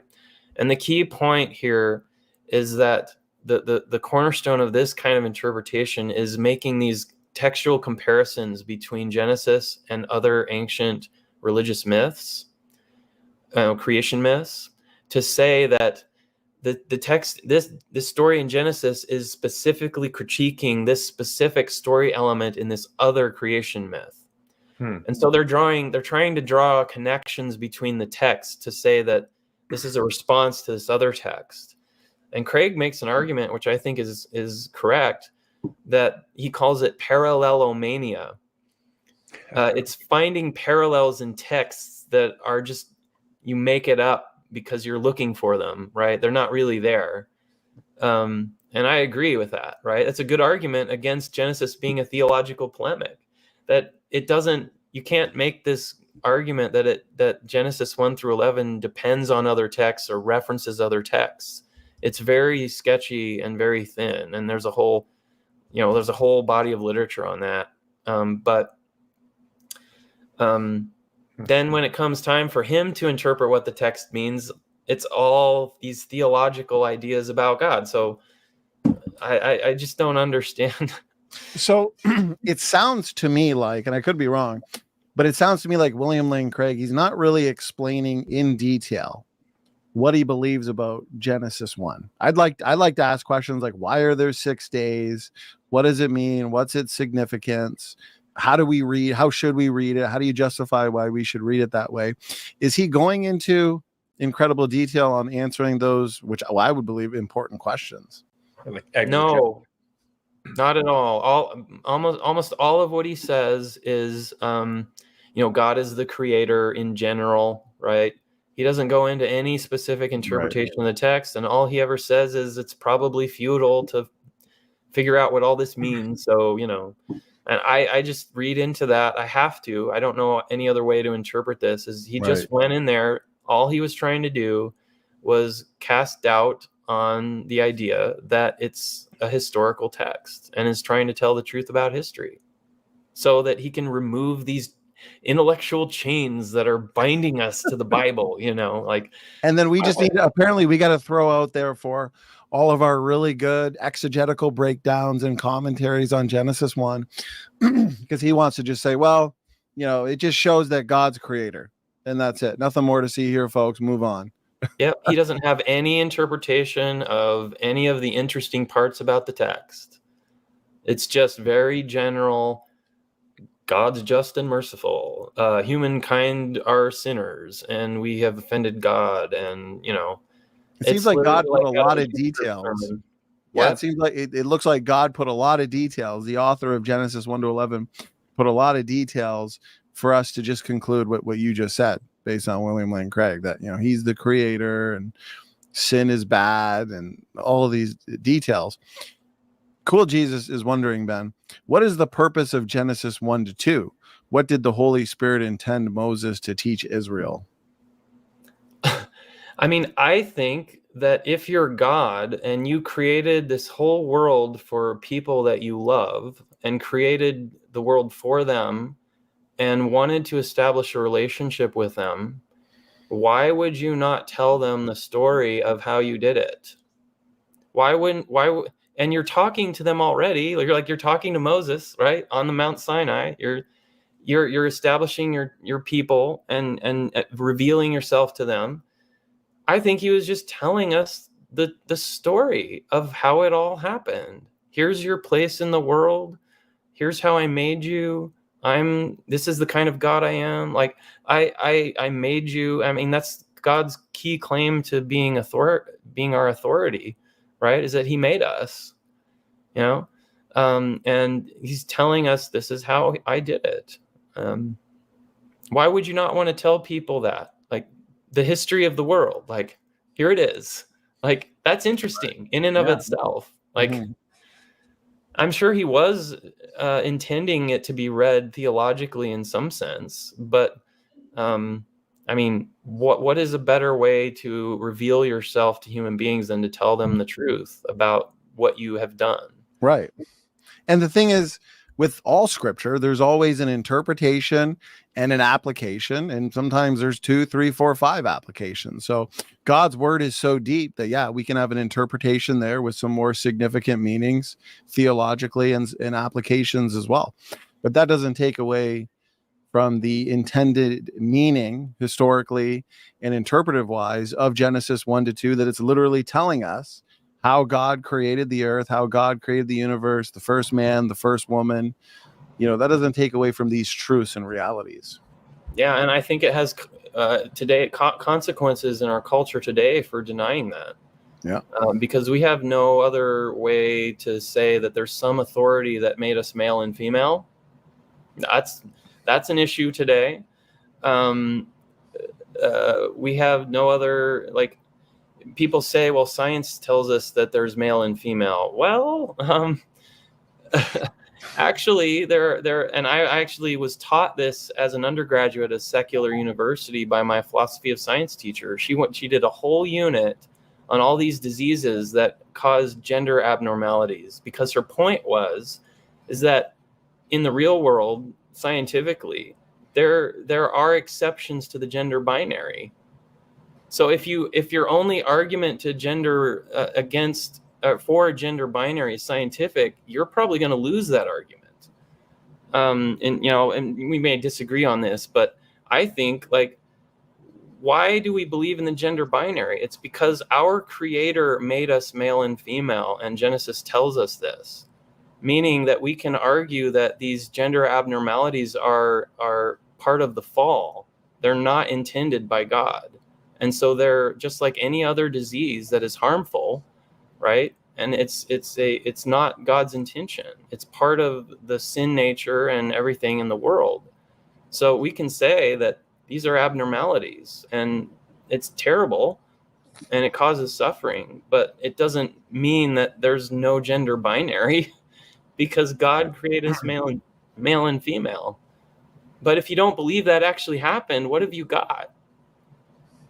Yeah, you need the rock. You need the foundation of God's word.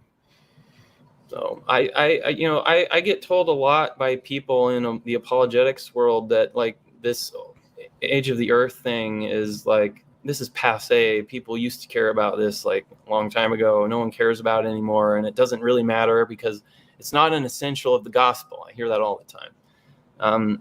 That doesn't mean it's not important for other things. It is absolutely incredibly important what you believe about the entire history of the world, the entire history of humankind, and the entire history of God's relationship with mankind.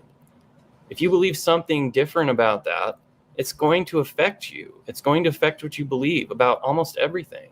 It's going to affect what you believe about yourself, your place in the world, how you are made. and we're seeing a lot of serious consequences of the lack of defending this as the true history of the world. It has consequences. Yeah, Great. he's got our savior coming from a mythological lineage. And what does he do? Okay, fine. Let's grant maybe for a moment that it's mythological. We see in Chronicles though there's another lineage there, and then in the book of Luke. So how does he? Are those just references back to the? So I think, and I might be misremembering, but I think Craig's position on the genealogies is that the people are real and historical. It's just the timeline is not. So I think that's what he believes, is that the people are real people. And so he might say, like, because the genealogies, there's one in Luke and in Matthew, right? That are very close to the Genesis ones. I think he would say those are real people. And so this is the real genealogy of Jesus. But I don't know what he does with the fact that it goes all the way back to Adam. Yeah. Hugh Ross claims there's all these breaks or gaps in the genealogy, meaning that 90% is not there. Well, I don't know about you, but if I found a document that was missing 90% of what it was supposed to be about, I would be like, this is not an accurate document. or maybe those ages were more than hundreds of years. Maybe they were thousands and tens and hundreds of thousands. Go the opposite direction, right? That's right. He actually says in the book, this was another good part of the book, that he asked all around to all his buddies, his scholarly buddies in theology and biblical studies and all this, and he asked everybody he could think of, what do these numbers mean? And he said, nobody knows. Yeah. And I'm like, I know. Yeah. Everybody before 1700 knew, right? It's not difficult to see what that meant, but he says no one knows. He even goes over a really crazy, whacked out interpretation of the numbers and shows how crazy it is, which I've heard before. Like, people bring this up. It's like, well, it's hexadecimal, this, that, and the other thing. And if you add 7 and subtract 2, they're all divisible by 5, except for 2 over here, which we'll just leave those out. They're outliers, they don't work, but the system works, Well, I see a lot of ancient Near Eastern scholars do the same thing, like Dennis Lamoureux and other scholars from Biologos, but they don't realize that there can be truth in both. Forgive me for my voice. And these ages can be real, but with great symbolism in there as well, because we see that all throughout the scripture. It's not like one or the other. Yeah, there could be deeper meaning there. That doesn't negate the fact that the numbers are real. One commentary I read said, when it was going over Genesis, when it got to the genealogies, it just said like one phrase for every section of Genesis 5 is like, it's saying that these people they just lived a long time. It's like, well, okay. But then they can't engage the science on it. Why do these ages, in which you're talking about earlier, how the drop in ages from pre-flood to post-flood actually matches, and we've discussed this many times on the channel with many different creation scientists, this perfect biological decay curve. Yeah. Because Dr. Robert Carter has done some work on this, I know, where he matches it to an exponential decay curve. Right. And it's like, did the ancient Hebrews know about exponential functions? I don't think so. Were they experts in mathematics and biology and decay curves there's no way. Data? This is real data. It matches an exponential decay curve, and so there's probably some kind of natural reason. Exponential decay curves are all over nature. Right. That's my background, is a hard science degree. You use exponential equations all the time. Can you unpack that for maybe someone who isn't really familiar with what we're talking about, and how maybe genetic, from the biblical understanding of genetics, would explain that decay curve in the long ages? Is that something that we can give an account for scientifically? Yeah. So Craig actually, this is one of the things he thinks is palpably false, is the long ages. Also the immortality that Adam and Eve had in the Garden of Eden. He says that's impossible. People can't live forever. And he says that the fruit in the garden is magical. So they ate it and they just magically live forever. And I responded to this in some depth, actually, because if you look at the science of aging, it's not difficult to understand scientifically how someone could live forever. What's difficult to understand is why we age at all. That's actually the problem. Like scientifically, we don't actually have a real good explanation for aging. As far as we can tell, our cells are structured so they could just keep going forever as long as they keep getting energy, right? And everything keeps, when you don't get bashed in the head or whatever, things should continue on forever. The best answer is likely that mutations accumulate over your lifespan. But even there, it's kind of a little weird because we have two different kinds of cells in our body. We have somatic cells. Soma is the Greek word for body. And we have germline cells, which are stem cells. And somatic cells, it's called the Hayflick limit. If you culture human somatic cells in like a petri dish or something, they can only live to be about 60 days.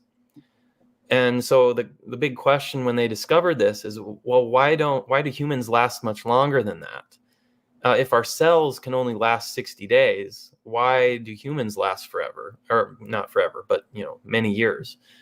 And it turns out that stem cells can last much longer.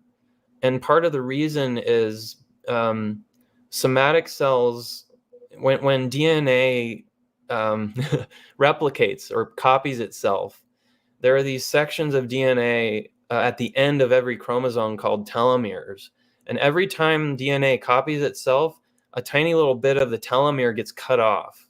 And eventually, when you get to too many copies, stuff starts getting cut off that is not the telomere. The telomere is there to protect the rest of the chromosome.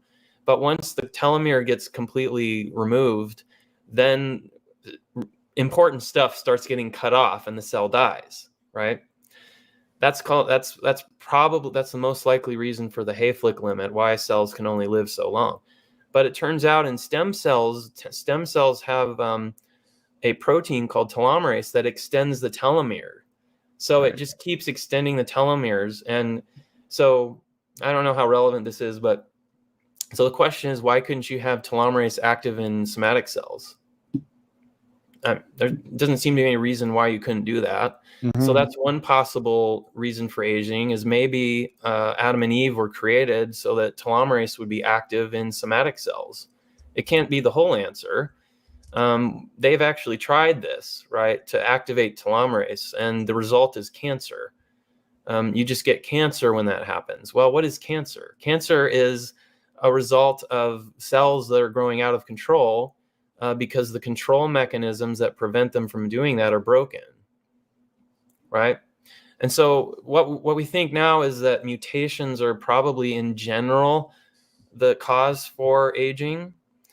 And so I don't think there's any reason in principle why we couldn't have things like, or why Adam and Eve couldn't have things like DNA repair mechanisms that we know we have these some of the time, but what if Adam and Eve had a whole bunch more of it so that all errors were corrected when they had mutations? As for the fruit of the tree of the knowledge of, or the tree of life that they would eat so they could live forever, Craig makes the point, that's a good point, that even after Adam and Eve sinned in Genesis 3, God says that if they remain in the garden, they will eat from the tree of life and live forever. So sin does not cause physical death, right? God was saying that even though they've sinned, they can eat from the tree of life and still live forever. So I have to kick them out of the garden Right. so that they'll die. So what was it about the supposedly magic fruit of the tree of life that kept them living forever? Well, I've speculated that a lot of these mechanisms, biochemical mechanisms that Adam and Eve might have had that are lost now, like extra DNA repair mechanisms, active telomerase in somatic cells. There's all kinds of other things that could have been going on. Some of them might have required what's called in biochemistry cofactors. And those are special molecules that are required for certain things in your cells to function right. And vitamins and minerals are cofactors. So the reason it's important to eat your vitamins is because they're cofactors and they help things work right in your body. And if you're missing certain kinds of vitamins, you will get diseases.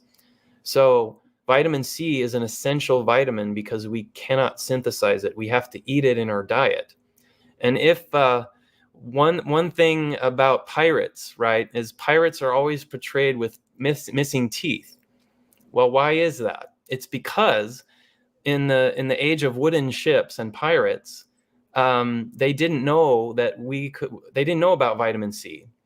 And so if you went to sea without a source of vitamin C and you didn't have vitamin C enough, you would get a disease called scurvy. And one of the symptoms of scurvy is you start losing your teeth. And so regular navies started to require that their ships bring along barrels of apples and make their sailors eat it during the voyage so they get vitamin C. But pirates didn't do that. So you've got, again, so that's an example of if you don't eat the right stuff, specifically a fruit with vitamin C in it, you're going to get a disease and start degenerating. Okay, so my speculation is that the tree of life had a fruit that had very specific concoction of molecules in it that were like essential vitamins and minerals for human beings to live forever. And once God kicked them out of the garden, they didn't have access to it anymore. So they started degenerating. I think those are some excellent answers. That's really good. Like what you were saying about the telomerase, that you've got active telomerase if you were to have it in somatic cells, which telomerase, from my understanding, prevents senescence, which is cell death, adds new DNA to the cell, prevents the telomeres from shortening, is what you're, because shortening telomeres over time results in aging and death, from my understanding. So yeah, if you were to have, and these are all scientific reasons, it makes sense with mutation accumulation, degeneration, wild changes after the flood, that your pre-flood humans, or of course before the fall, you'd have these mechanisms in place, including the DNA repair enzymes that you mentioned, Ben. Yeah, and because there's so much information in biology, it would be almost impossible to recreate this stuff because it'd be just too hard to find because these sequences are so rare. But one thing about the flood also that creationists have worked on is the population bottleneck reduces genetic diversity. So we talked about that in reference to inbreeding before. So if you lose a lot of genetic diversity, it's very plausible that lifespans would decrease dramatically. And so when it was just Noah and his wife and his 3 sons and their wives, and they're the only ones who survived the flood, that's a population bottleneck. And Robert Carter has calculated that they would have lost probably about 20% of their genetic diversity in that population bottleneck. And that almost certainly contributed to the decline in lifespans after the flood. Well, that's a lot of genes that we wouldn't, I'll say this, Sam, and then go ahead. That's a lot of genes that we would have had in the pre-flood world because of that genetic bottleneck.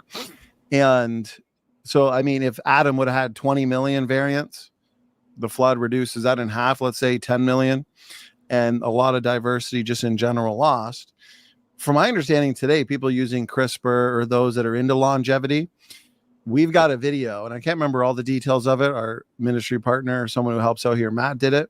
He's done a lot of study on biblical longevity, where those that are not even creationists or Christians have admitted or recognized that there's certain genes, longevity genes, that you could turn back on, hypothetically, that would result in people living to 1,000. I mean, these are people that don't have any investment in Christian theology, but even they're recognizing that there's certain genes that are broken that if turned back on or fixed, we could live a lot longer than we do today, which I think is amazing. I think in general that's probably the case. I suspect most of those genes have probably been deleted by now, Right. because generally, if genes are not being used, eventually there'll be a deletion mutation, and because they're not contributing anything, that will just carry on, right? So usually when genes don't get used, they get deleted by deletion mutations. That's a good point. I kind of think that God is preventing us from living longer, but I have kind of maybe theological reasons for believing that, but we could be able to increase human lifespan a little bit. But most scientists I've talked about with this are very skeptical of Right. living longer.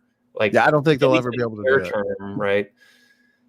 But like people like Jordan Peterson are into this stuff. It's why he likes lobsters, because lobsters don't die natural deaths. And I think actually lobsters do have telomerase active in all their somatic cells. The only reason lobsters die is because they outgrow their shells and they basically get constricted. Yeah. So I think this is the basis of Peterson's fascination with lobsters, and he promotes stuff like taking infusions of NADH, which is a common cofactor, like what I was talking about earlier, in the body, and stuff like that. There are things you can do to increase your health for sure. So I'm not doing that, but I think there's a certain, and again, don't quote me on this because we did a study on it and put out some videos a year or two ago, but I think there's a certain enzyme that's found in all cells, superoxide dismutase, I think it's called. Matt has spoken on that. And some of these creatures like lobsters actually have a high amount of it, which helps them to live a lot longer, like you're saying. And so there's certain enzymes that we've probably lost in terms of the amount that we have over time since creation and the flood, that going back closer to creation, since we've lost so much, we'd have much more of that to sustain our function and health and longevity. Yeah. So, I mean, just so many great points on that topic, Ben. Yeah, I think superoxide dismutase, if I'm not mistaken, gets rid of oxygen radicals, which are damaging to your cells. Mm-hmm. Don't quote me on that. I don't have my biochemistry books in front of me, but that's what it sounds like. Oxygen radicals are damaging to cells, and that sounds like it would be an enzyme that takes care of oxygen radicals or something. Yeah, so if you have some of these creatures like lobsters that have much more of this than we do as humans, then a lot of those free radicals, harmful things building up in systems, you have a lot of those enzymes to get rid of it and sustain longevity. So one interesting thing from biochemistry is we can synthesize vitamin D, and we do it when sunlight hits our skin. Right. So there's a certain wavelength of UV light from the sun that our body takes advantage of the energy of it and uses it to make vitamin D. Well, it turns out that this wavelength of UV light also causes DNA mutations of a very specific kind. And our body also has a DNA repair mechanism for those specific kinds of mutations. Wow. So I think this is evidence that God designed us this way, that yes, we're going to get this UV light that we can make vitamin D with, but it's going to cause mutations. But we have the fix for that, right? And I think part of the degeneration and reduced lifespans is probably we just started losing some of these mechanisms that God originally designed for us that prevent those kinds of degeneration effects, like prevents mutations or fixes mutations. We just don't have all those anymore. Right. I think. Yeah, I think those are some great points. And so what I'd like to do, gentlemen, actually, before we do, I'll ask you, Ben, and I'm looking at my notes. I'm also looking at your comprehensive review that I want to recommend people check out. Maybe one of our mods can put it in the chat again on creation.com, your review of In Quest for the Historical Atom. And so we've touched on the mytho-history argument, the genre switch. We've discussed the historical Adam, and also how William Lane Craig ignores 2 Peter 3. And so I'm wondering if there's anything else you wanted to add in terms of the theology. I would like to engage, before we wrap things up a little bit, his science arguments that he goes over in his book. And so is there anything you wanted to add? And before you do, a question that's been on my mind, one of those traits or characteristics that Craig looks to define if something's myth or not, is one of those being deities. I think I remember reading that or hearing that in a lecture, where if it's fantastical in terms of its deities, but that's kind of mind-boggling, because obviously the Bible in Genesis describes God, his supernatural creation, Jesus, his deity, the deity of Christ. And so would that even be a good determining factor? Ben, can you speak to that? Yeah, I think one of the 6 criteria or family resemblances that I mentioned as being trivial, I think one of them is it's about deities. Right. So again, like you said, that just applies to the whole Bible. It doesn't tell us whether it's historical or true or not. Mm-hmm. Just because something's about a deity doesn't mean it's false.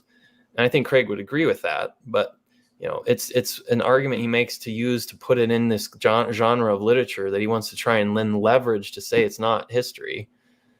It's like, you can apply that to the whole Bible, man. Like, I don't see why we should take that super seriously. So I kind of discounted all those criteria. But yeah, and I see that as the problem. The unbeliever just moves that line all the way to the end of the Bible. And I think I really think, like when we said at the very beginning, is like Craig kind of he jumped into this, right, without knowing a lot of this argument before. And so he lacked a lot of the guardrails that experienced people in this debate have. So don't say that, because that'll be the slippery slope argument that we won't be able to defend the rest of the Bible, like you're saying. But he jumped into it, and he makes all these arguments, and it comes out looking an awful lot like the history of the last 250 years of Western civilization, where people started down this path of saying, well, we think that the Earth is actually older in the 1750s, and then eventually you get to liberal theology, where they're denying all miracles, right? And then you get to evolution and all the rest, where you start wondering, well, what's the difference between human beings and animals anyway? And you see in Craig's thinking where this all started, I think. Right. I said in the review, like, he's basically retracing the last couple hundred years of Western history. And he doesn't know to stay away from the pitfalls. So you see, like, the beginning of it. Like, this is the interpretation of the Bible that started causing all this liberal theology and falling away from Christianity, because we thought, well, we can't deny science because it's literally what we're just seeing in the world, right? Which is not the case. But it's like, well, it looks old, so it must be old, so we can't believe the Bible anymore. And that's I think that's why I care about this so much. I think it's where it all started, man. It's the fall of Christendom. Right. I think that's why it is such an important topic. And it is very important that we do what we're doing tonight, and we offer a comprehensive examination or analysis of William Lane Craig's arguments here. And so, to land the plane on the theology aspects of his book and his arguments, is there anything that you wanted to add into what we've been talking about for the first couple hours, Ben, largely on the theology and his claims of mytho-history? I think the maybe one thing I didn't mention that's in the review is the whole claim that mytho-history is actually a real genre of literature, I think, is questionable. Because the only thing Craig seems to base it on is this scholar named Torkild Jakobsen, I think that's how you say his name, who studied this ancient Sumerian myth which he calls the Eridu Genesis. But the thing is the Eridu Genesis is like this scholar literally just pieced it together from 3 different texts and then said this is a coherent myth. and one part of the text looks historical and another part doesn't, or whatever. I'm not versed in that. But then he says this text that he literally constructed himself from ancient documents, according to how he thought it worked, right? They weren't found together or anything. And he just says, well, this is this sort of mythical story that also has this historical interest. And then Craig just takes that and says, well, I'm going to put just Genesis 1 through 11 in that genre. But he doesn't give other examples of any other texts that are actually in this supposed genre. That it's just this constructed text that this one guy made up. Well, not, he didn't make it up, but he concocted it from different ancient texts and put them together. And then Genesis 1 through 11, which is cut off from the rest of Genesis, again, by modern scholars. So I actually just question whether it is such a genre of mytho-history. I think in the book, he says something about myth that is really telling about where he's coming from. Is like, I think this quote, I love it. I love this quote because I think that this is the real thesis of his book. Is he says, when reality in the world comes into conflict with the myth, it is the myth that must and does change. Okay?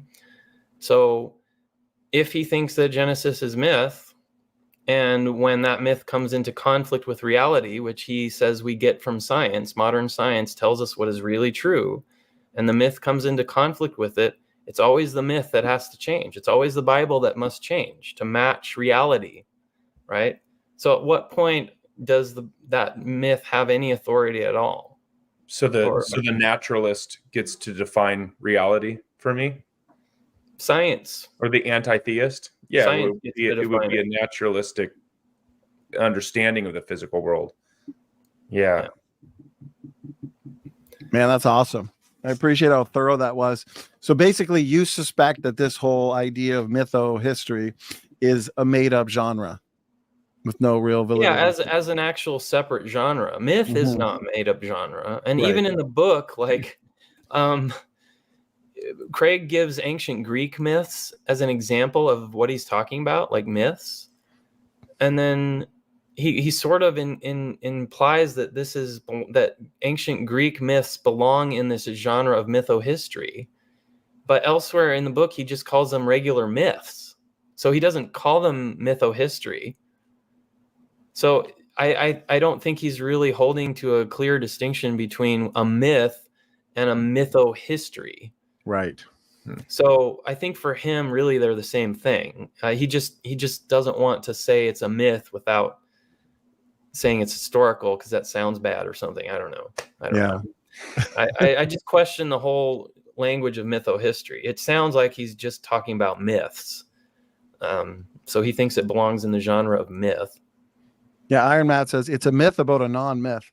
to have. There you go. That's it.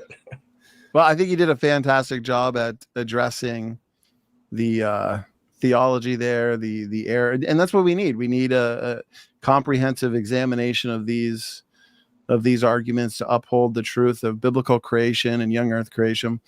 I'd like to spend a few minutes here just to leave no stone unturned and get your guys' thoughts on what he has to say here in regards to, and these are the scientific arguments he uses in his book.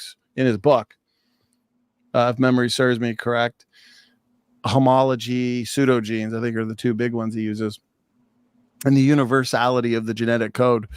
And so just from his own mouth here, and then maybe we can give some commentary just to leave no stone unturned on this issue.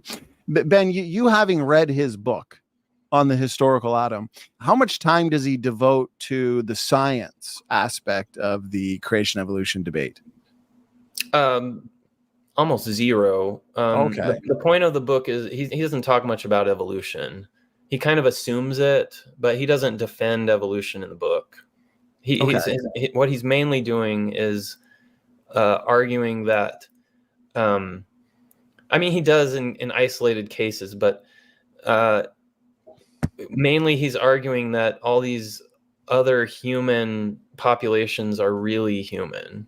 Okay. And I mean, it's been a long time since I read that part of the book. So He's making his case basically for Adam and Eve being Homo heidelbergensis and why. Yeah, that's what he's doing in the book. So it's not a real like rigorous defense of evolutionary theory or anything like that. Craig actually, Craig's position is that he says he's not a theistic evolutionist for scientific reasons. Okay, so he has scientific objections to theistic evolution, and they would, I think, run along the lines of an intelligent design type objection. But he wants to claim that intelligent design isn't science. So I think, yeah, because I've heard him recently in an interview on Capturing Christianity. He was questioning the validity of universal common descent, that everything's related. And so he might have separate ancestries if you go back far enough in time. But he does speak pretty strongly for human evolution, humans and chimpanzees being related through common ancestry. So he at least from what I can understand of what he's saying, he's pretty adamant on that. But then he might question how far back you can go in terms of common ancestry. At least that's maybe he's changing his mind on a few things. I don't know, because I don't actually know what he believes about universal common ancestry. His model is consistent with universal common ancestry. As for human evolution, so like 7 million years ago we split off from chimps. Right. He does make some arguments about that, where he says there's mistakes or non-functional mistakes that are the same in both lineages, so that's evidence that this mistake occurred before the split, that kind of thing. You're really well versed in that sort of argument, I know. So yeah, he lays out he lays out one here on homology that I think is interesting, the way he lays it out. I'll play it. It's just very short, and then let's get your thoughts on it, because I do find it interesting that I don't remember if he engages our best counters to it, though, which, is what I like to do. Is if I'm engaging an evolutionist talking point, I like to provide their best case and then describe why that doesn't work, right? Kind of represent the other side and the best they have to offer. But let's just briefly listen to what William Lane Craig says here, and then we'll comment. Furthermore, the DNA of two different organisms tends to be similar if those organisms are anatomically similar. So let's pick these one at a time, Bill, beginning with that one. Okay. First of all, in laying out 3 evidences for common descent, which is what he's talking about here, he really doesn't survey most of the evidence.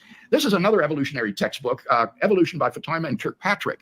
And in this volume, they lay out 7 different lines of independent evidence in support of the thesis of common ancestry. And so he's dealing only with 3 of these, not even most of the evidence that is adduced on behalf of it.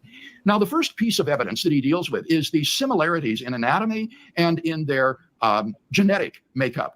So let's talk about those a little bit. These are called homologs. That is to say, you have similar structures or similar genetic sequences of DNA in different organisms, which suggests that those organisms are descended from a common ancestor. A good example of the structural homologs would be the so-called pentadactyl limb. That is to say, the limb of tetrapods, 4-limbed animals, that terminates in a 5-fingered hand. And this skeletal structure is common in humans, in seals with flippers, in lizards and mammals of various sorts, bats even. So this pentadactyl limb is consistent across a wide variety of animals. And the suggestion is that this shows that they evolved from a common ancestor. Okay, let's stop it there. So an argument from homology, the similarities in structure, he briefly mentioned genetics. In the biological world, he looked to the forelimb of tetrapods, the limb that comes into your hand, your phalanges, across the biological world, basically mammals, whales, bats, humans, so on and so forth. And so these similarities in structure in the biological world, do those similarities only point to common descent? Like, is that a differentiating line of evidence for common descent, which he is arguing for. Ben, Sam, what do you guys think about that? I mean, obviously, there's another explanation that they could be common design. Right. Yeah. So you kind of have to differentiate between those two explanations. I know biochemically, this argument from homology is really difficult to make because there are lots of examples of proteins that have the same structure but very different sequences.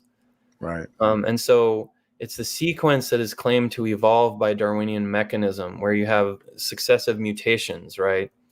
But if you have very similar structures with completely different sequences, that basically blows up the whole argument from morphology, even at the protein level, because what really matters is the mutations, the sequences of mutations that can go from a common ancestor to the diverse groups that exist today. So I don't put a lot of stock in these morphological arguments. This sounds really 19th century to me. Like this is like all they could do back then. Well, we're looking at this thing with our little magnifying glass that's like 10x or whatever, and it's like, well, hey, they've got 5 fingers. Look at that. Right. Like, well, and they want to have their cake and eat it too, because okay, these similar structures that have maybe modified a bit, right? That's where they get their descent with modification. They go back to a common ancestor, but then you got similar structures that they would argue don't go back to a common ancestor because the difference is like, and then they look to homoplasy or convergent evolution. Yeah. So when it's inconvenient to them, but it's still evidence for evolution, the difference is, so I think with the eyeball, the sophisticated eye system, they're now forced to conclude that the eye has evolved independently like 20 or 25 times. Yikes. I think it's wild. Actually 40 times. I remember right.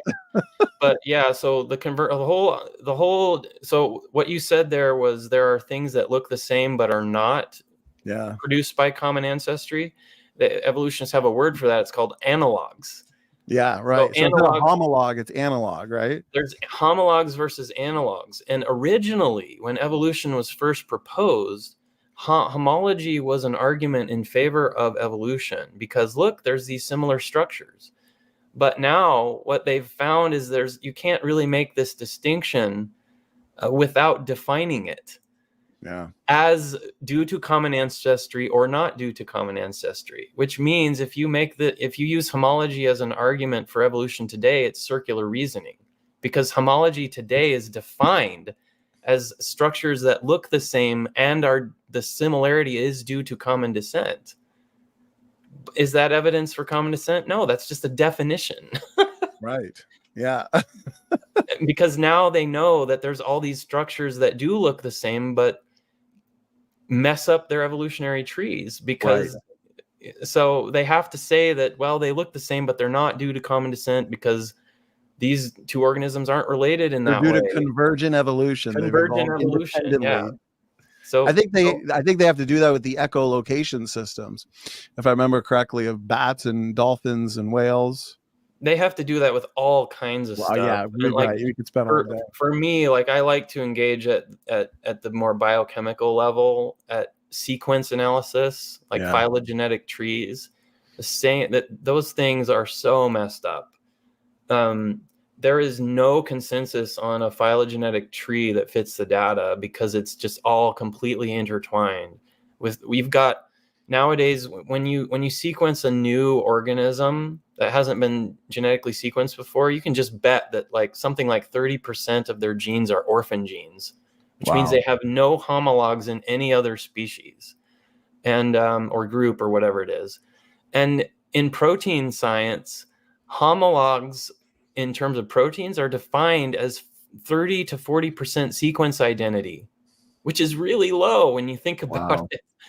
Because like you'd expect something like 5% for protein sequences would be the same anyway, just by random chance. Mm-hmm. And in DNA, it's like 25%. So because there's only 4 characters and proteins, there's 20. So sequence identity is supposed to be 30 to 40% sequence identity. So how many mutations does it take to get from one homolog to another homolog? And there's evolutionists who have tried to do experiments to show that you can get from one protein to another by an evolutionary process. And they ended up concluding that, in science, when you don't get the results you want, sometimes you don't publish them. And so you try to make do with what you can publish. And then scientists who read it will read between the lines, right? So I can't even remember this guy's name. He was working at Oregon University, and Michael Behe commented a ton on his work years ago. But he was trying to do this with a couple of hormone receptors. And so which are proteins that grab onto hormones and cause a signal cascade to occur in your cells so it's like hormones are signaling molecules. They send messages between cells, right? So he's working on this hormone receptor, and he hypothesized an ancestral hormone receptor for two modern ones, and was trying to show how he was trying to find the exact mutational pathway, right, that led back to this ancestral protein. And his conclusion that he published was, you can't evolve backwards. And it's sort of like left the question hanging, well, can you evolve forwards then? Right. Yeah. Well, of course, because evolution happened. We assume evolution in all our conclusions. Right. And people who, that an evolutionist has given up on that kind of research when they start talking about pre-adaptation. Yeah, right. Where they say, well, this specific interval that we studied, it doesn't work. So the adaptation that is there now in modern stuff must have been there before. Mm-hmm, right. So it was pre-adapted because they can't explain it and they can't show that it evolved. Well, you mentioned orphan genes, which I love to discuss as well. Amazing evidence for special creation. They lack any real consistent hierarchy because there's no evidence for their ancestor genes. They kind of just pop up. They're taxonomically restricted. And so what are your thoughts on their, what I like to call rescue devices of de novo gene synthesis and gene duplication? To me, it's circular. So, because to the evolutionists, why do orphan genes exist? Well, because of de novo gene synthesis. It popped up in the non-coding region of the genome at some point through mutation.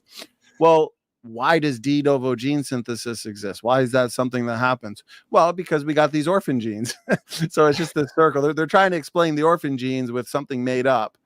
And they made that up because there's orphan genes, Ben. Well, like gene duplication isn't really de novo, right? Like it's coming from a copy of another gene. So I guess I would have to look at what each person means by de novo. But gene duplication is the idea that when a gene duplicates, let's say the organism needs it to survive. And so the question that we would pose to them is, well, how can the gene mutate through all these non-functional intermediates till it gets to the new gene that actually does something? Because there's many mutations that have to happen. And so the evolutionist comes back and says, well, there was a gene duplication event, and one copy of the gene kept working and didn't mutate, somehow. Right. And then the other copy of the gene was free to mutate in the population because the first copy is still performing the old function that it needs. And now the new copy is free to do whatever it wants. It's going to neutrally mutate through the sequence space to hit on this this new sequence. I think all those kinds of arguments just fail to the when you really understand the size of the sequence space and what intelligent design theorists call the probabilistic resources of the system.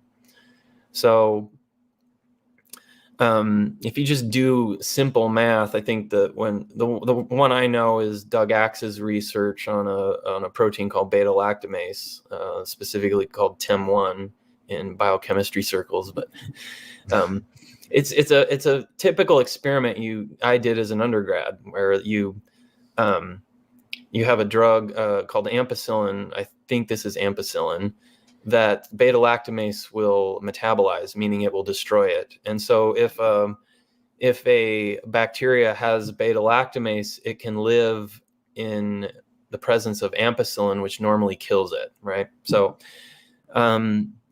this protein, Axe studied a part of the protein that was 150 amino acids long.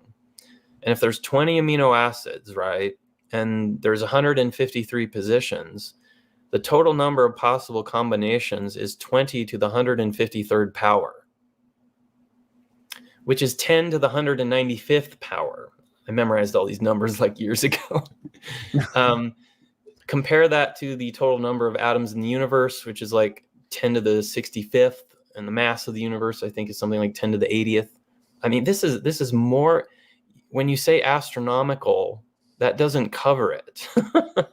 Okay, this is a huge number, and there's no possible way that physical or biological populations were able to mutate fast enough with enough copies to search out all the possible pathways to get from one protein to another.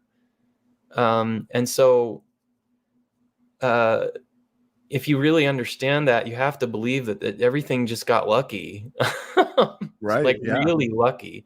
Yeah, And that's one of the arguments that actually Anthony Flew listed as one of the reasons that brought him out of atheism. He was a very prominent atheist. So for any unbelievers out there, yeah, I mean, that's a fantastic argument.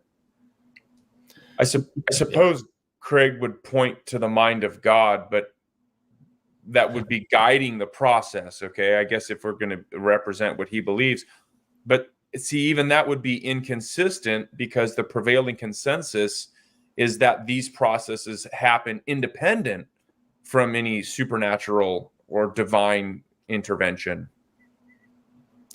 Yeah, that's a really good point, and that opens up a whole nother can of worms. Is what does Craig believe about God's guidance of the evolutionary process? Yeah. So to my knowledge, Craig seems to accept the argument that I just sort of started on there. He seems to accept that argument from information, that this is an insurmountable barrier to a naturalistic account of evolution. But this is one of the things I think his views are potentially evolving on. In the book, he argued, like what we said earlier, for that God can intervene and cause mutations. That's sort of what I would call a progressive creation view, where God intervenes and causes mutations by just moving the particles, right, as they say, right, intervening in the natural world.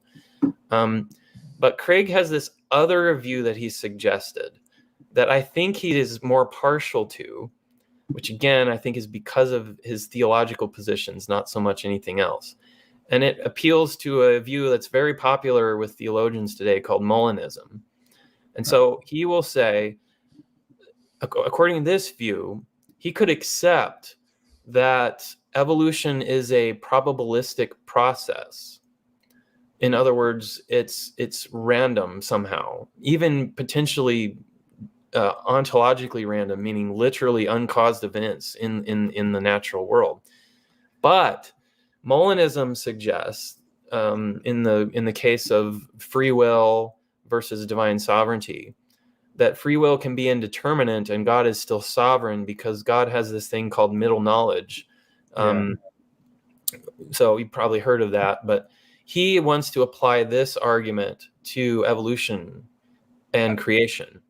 So in theology, the argument is that God can be sovereign where he chooses from among what's called feasible worlds on Molinism, meaning these are the worlds that creatures with free will make all their choices, right, based on their circumstances, and God knows what all those options are, and he chooses which one to create. And that means he chooses the world that actually exists. And he chooses the world where he knows and has chosen this world where everything exactly occurs. And Craig says this It's down to every movement of every subatomic particle in the universe, right? So God chose that. But it could still be the case that human free will is indeterminate, because God chose from among these worlds which one to create, but he chose the one where he knew what we would choose.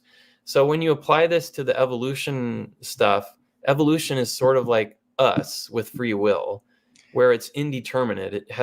It has all these random mutations, right? And God is the same thing. He's God, but he creates the world. So he chooses from among these feasible worlds, and he knows what evolution is going to do in the world that he chose, but it's still indeterminate somehow.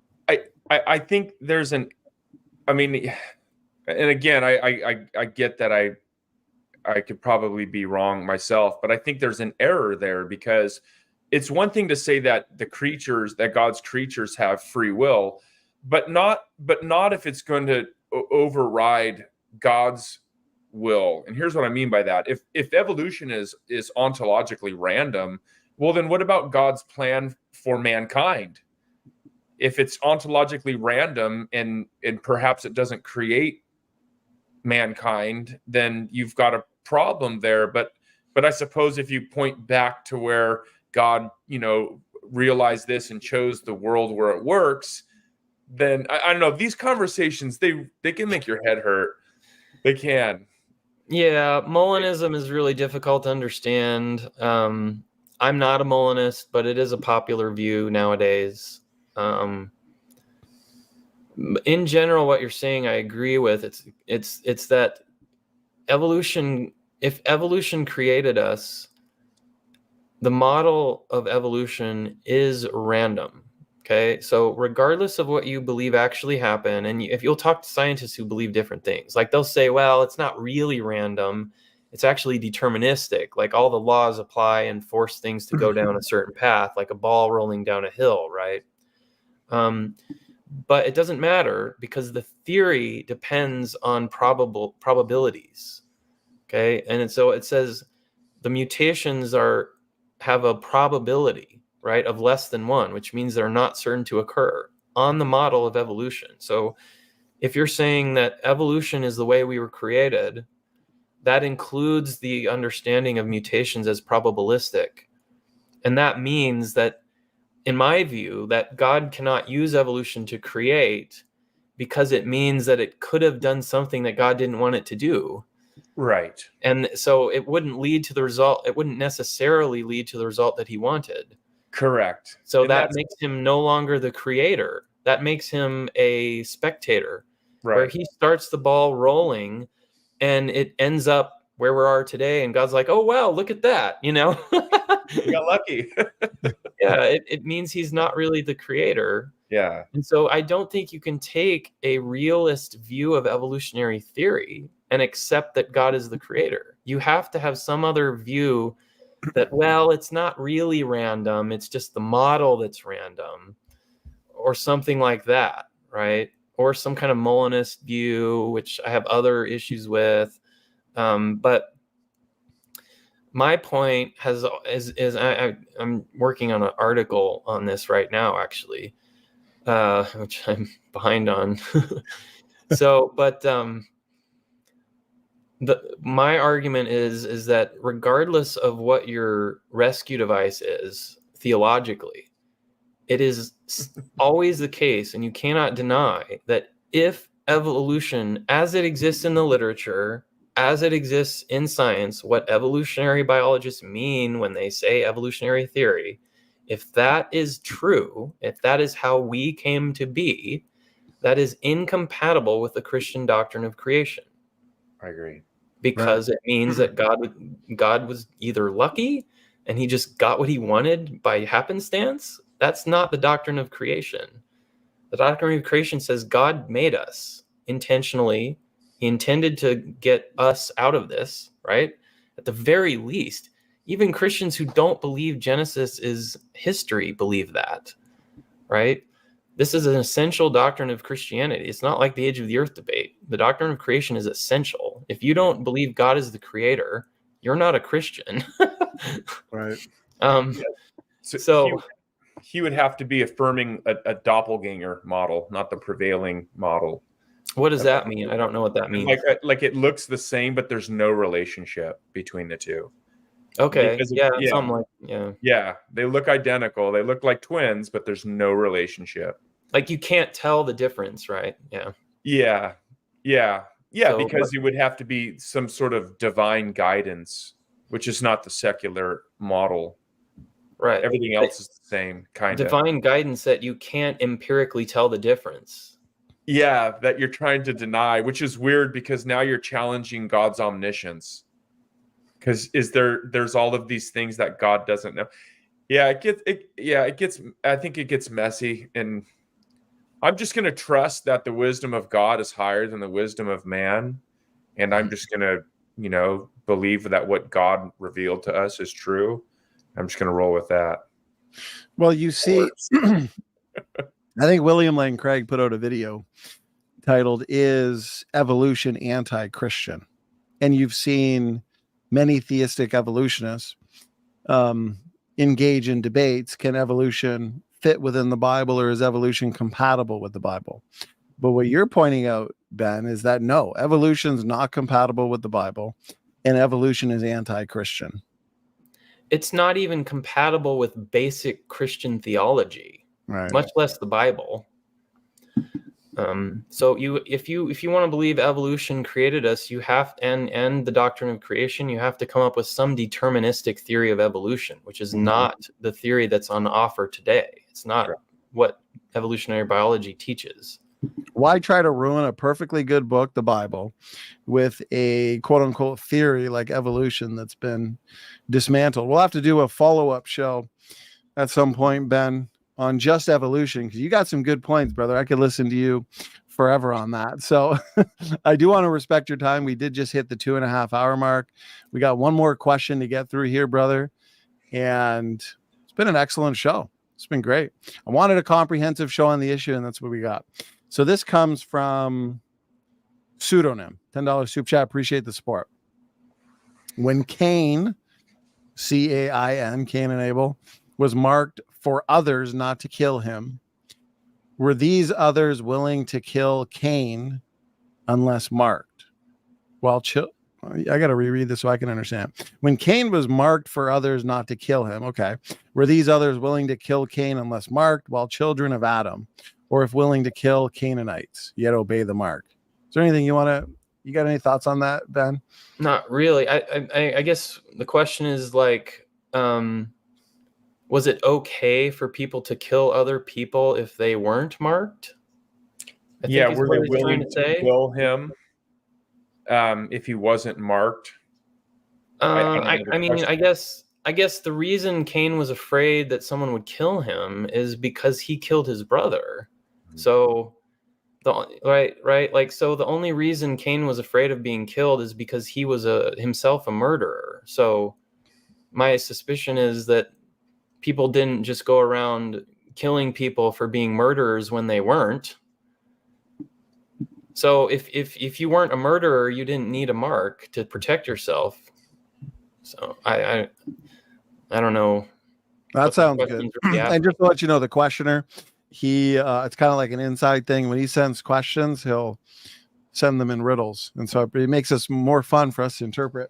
But isn't it funny how isn't it funny how your old earthers or theistic evolutionists, they'll use the argument about Cain to basically say that, well, there must have been other people then on the globe. Oh, yeah. Just Adam, right?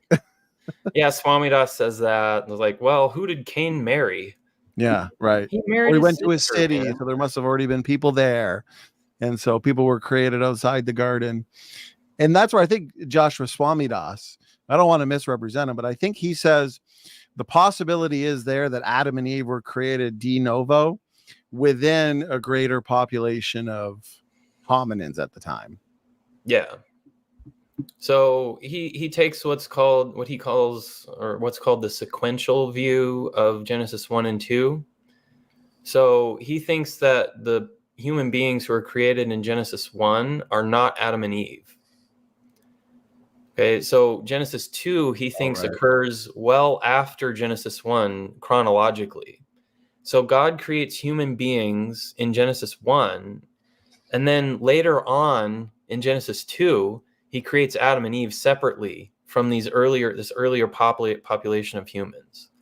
And then they interbreed with this earlier population to the extent where he says it's probably the case that we have no remaining DNA from Adam and Eve.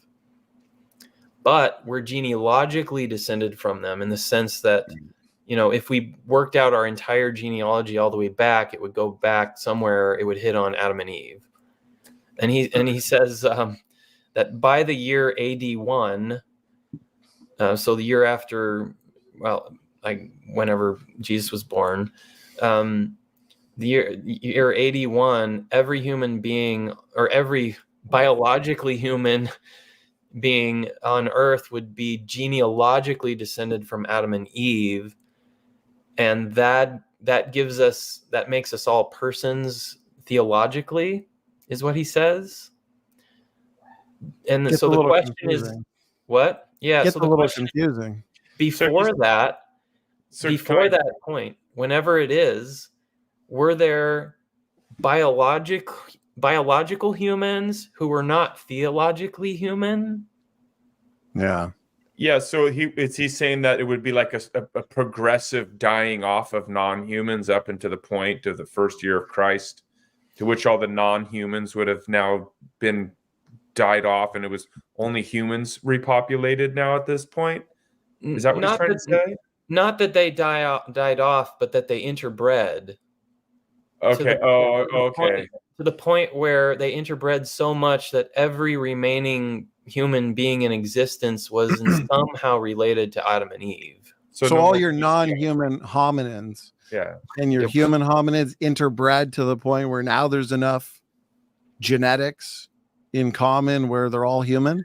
I'd like to know where that breaking point is. He makes a distinction between genetic ancestry and genealogical ancestry. Yeah. So for him, genetics doesn't matter to the theological claim of being human, right? Only genealogies matter for the theological point. And the reason he does this is because he wants to clear the field. He wants to clear the Bible out of the way, so his scientific models can work exactly the way that they work in mainstream literature under an evolutionary paradigm. Right. And that is that we can just talk about the human population genetically as though it never went through a two-person bottleneck.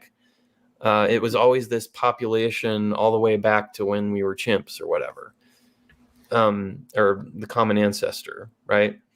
So that way he can do his models and then still claim that Adam and Eve were created and introduced into that population.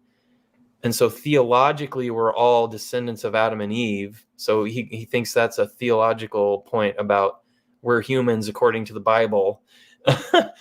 But we don't have we probably don't have any of their DNA. That all comes from this pre-Adamite human population. The greater population of 30,000 or whatever he wants to hold to.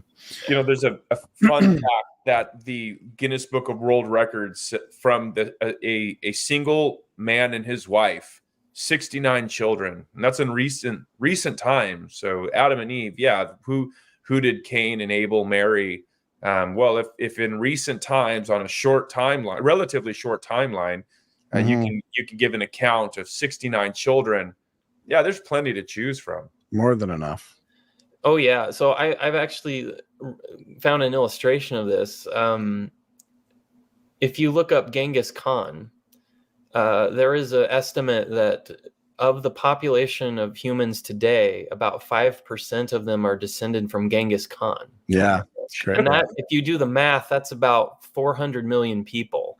Wow. Or something like 300 to 400 million people. And Genghis Khan is from the 1200s. So he'd be about 800 years old today. Yeah. So if he only lived a short life, right? Okay. But if he produced offspring or genetic or genealogical offspring to the tune of 300 to 400 million people, and he didn't even live past, whatever he was, like 80 or something. But he also lived that entire 800 years. How many people could he have fathered then? Yeah. Right.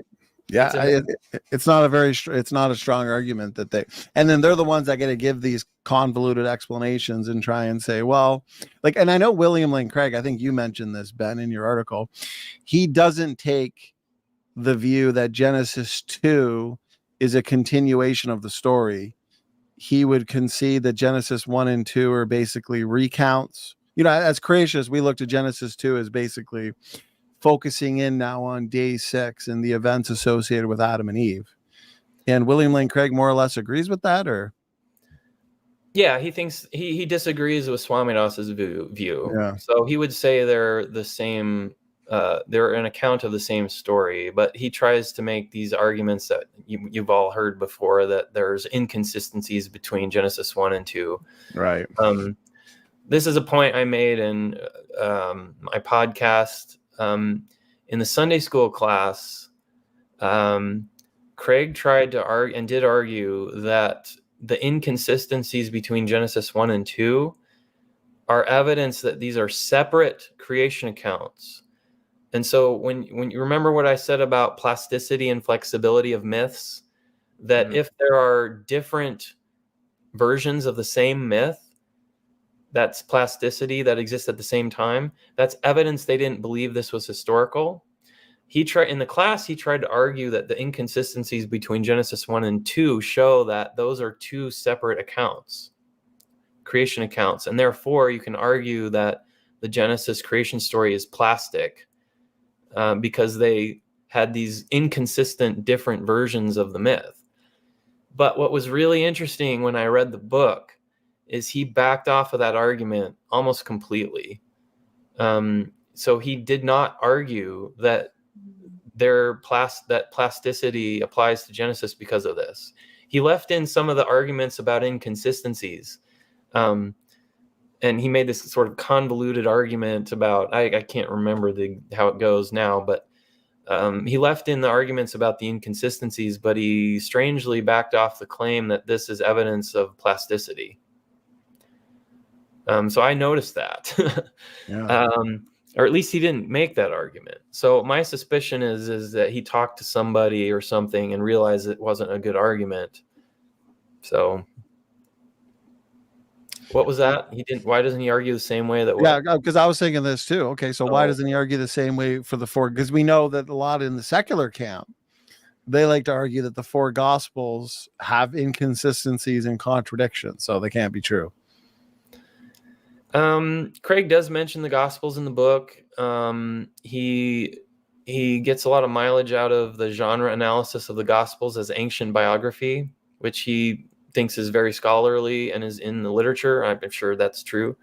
That the Gospels were determined to be in the genre of ancient biography. And that means they're historical. So I don't know his specific positions on all the supposed contradictions in the Gospels. My suspicion is he would just take a typical apologist view on that and explain how they're not really contradictions. Right. Yeah. And I think that's where the consistency comes in. Yeah. So if he's going to be consistent, then his arguments for why the Gospels, because we would all agree there's no contradictions or inconsistencies there. So for him to say there are in Genesis 1 and 2, to be consistent, he'd have to use the same approach with the Gospels. But Ben, I got to say, this was an excellent program, and I'm glad we were able to touch on the theology and also the science to an extent, and your article on the topic. Again, I want to recommend people check it out. I made a lot of notes. I dug deep on this the past little while to prepare, and we touched on basically everything that we wanted to. We wanted to keep this comprehensive and leave no stone unturned. So Ben, let me hand it to you, brother. Appreciate your time. I know you're busy. You mentioned you're working on a upcoming article. Excited for that. And so let's leave it to you. If you had any final words, final thoughts you wanted to leave us with, brother. One of the reasons that old earthers like Oh, hey, Christopher. Yeah, I've been on his show before. Yeah, me too. He's a friend. Christopher, good to see you, brother. Shout out to Dr. Christopher J. Cernike's channel, Christ Jesus Ministries. Lots. Yeah, actually, you've done a couple interviews there. I actually have my golden jacket. I have 5 now on There his you go. show. You got your golden jacket. And was one of them on the historical Adam with William Lane Craig? Mm-hmm. Yeah. Yep. It's an important topic. Yeah. So, yeah. So let's see. One of the things when I talk to old earthers, I've been doing this a long time. Almost all of them will admit, that one of the main reasons they hold their view is because they think it's more appealing to non-believers, Right, or to waffling Christians, for example. And so they say that's a reason for why we should hold this view, and not make, as Craig says, not make the age of the earth a stumbling block or something like that. Like it's bad that God told us how things happen. So, and I find that really oddly uncompelling. And Craig himself complains about how evangelicals don't engage in intellectual circles as much as they should. He talks about how evangelicals don't get Nobel Prizes, and he thinks there's an anti-intellectual strain within evangelicalism, and he ties that to young earth creationism. I think is that he thinks that's part of it, and I just would push back on that and say one of the marks of an intellectual is that intellectuals are supposed to care more about truth than being popular. amen. We are supposed to care more about what is true rigorously and in a scholarly way than what is persuasive to the masses or whoever, pick whoever you're talking about. Our goal should not be to pick our views based on what is persuasive. Our goal should be to pick our views based on what we think is true. The real anti-intellectual is the person who says, well, I'm going to believe all these different things because it's the best way to persuade someone to this other thing. And I just have to wonder, if I was an atheist looking at that, or a waffling believer and looking at that approach and saying to myself, I don't care about that. I care about what is true. And I guess I might be plugging your channel a little bit here, because I notice, right, that young earthers always emphasize the truth. You're called standing for truth. We care about what is true. And in my opinion, that should be the driving factor for intellectual activity and scholarship, is the truth. We care about the truth. Now, we can disagree about the truth. That's fine. But don't tell us that we should take a different view that we don't think is true because it's more persuasive to anyone. So that's kind of my final thought on that sort of thing. I've found in my personal life, personal interactions, yes, we engage a lot of your most militant evolutionists and atheists online. They're very invested in believing in common descent.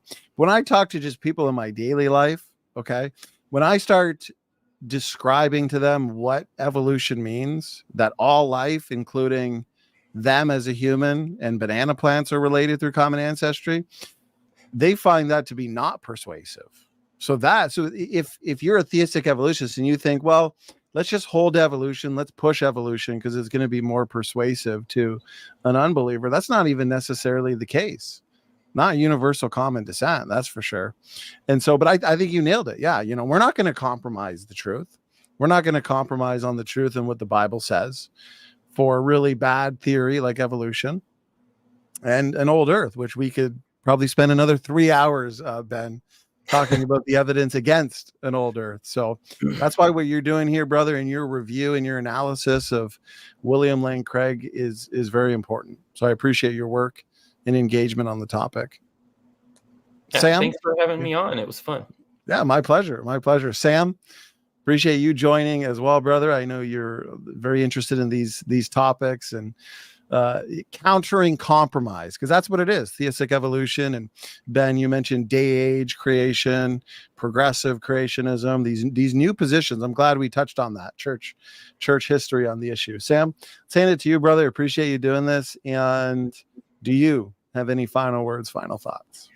Yeah, I mean, the Bible says a lot about wisdom and the wisdom of the world and the wisdom of man and wisdom, a philosophy that is independent from God. So if those are the scholarly circles that we're talking about here, I'm fine where I'm at. And, I talk with an awful lot of unbelievers and atheists, and they don't hold the old earthers or the theistic evolutionists in a high regard, because even they understand the truth. They reject the truth, and the Bible talks a lot about that in Romans 1, but they're not confused on what the Bible teaches. And so, yeah, Ben, it's been a great conversation. I've really enjoyed this stream. Donnie, thank you so much for having me on. It's truly been a pleasure. And yeah, God bless you guys and everyone in chat. Thanks again. And those atheists you like to talk to, they love you, don't they, Sam? They're trying. It's a love-hate relationship. I love them. They hate me. But we're trying to figure it out. You're just trying to give them the truth. He that winneth souls is wise. You're just trying to get them into the kingdom. At the end of the day, all out of love. Yeah. Amen. Okay. Well, Ben, God bless you. Sam, God bless you as well. To the chat, thank you so much for tuning in. God bless you guys.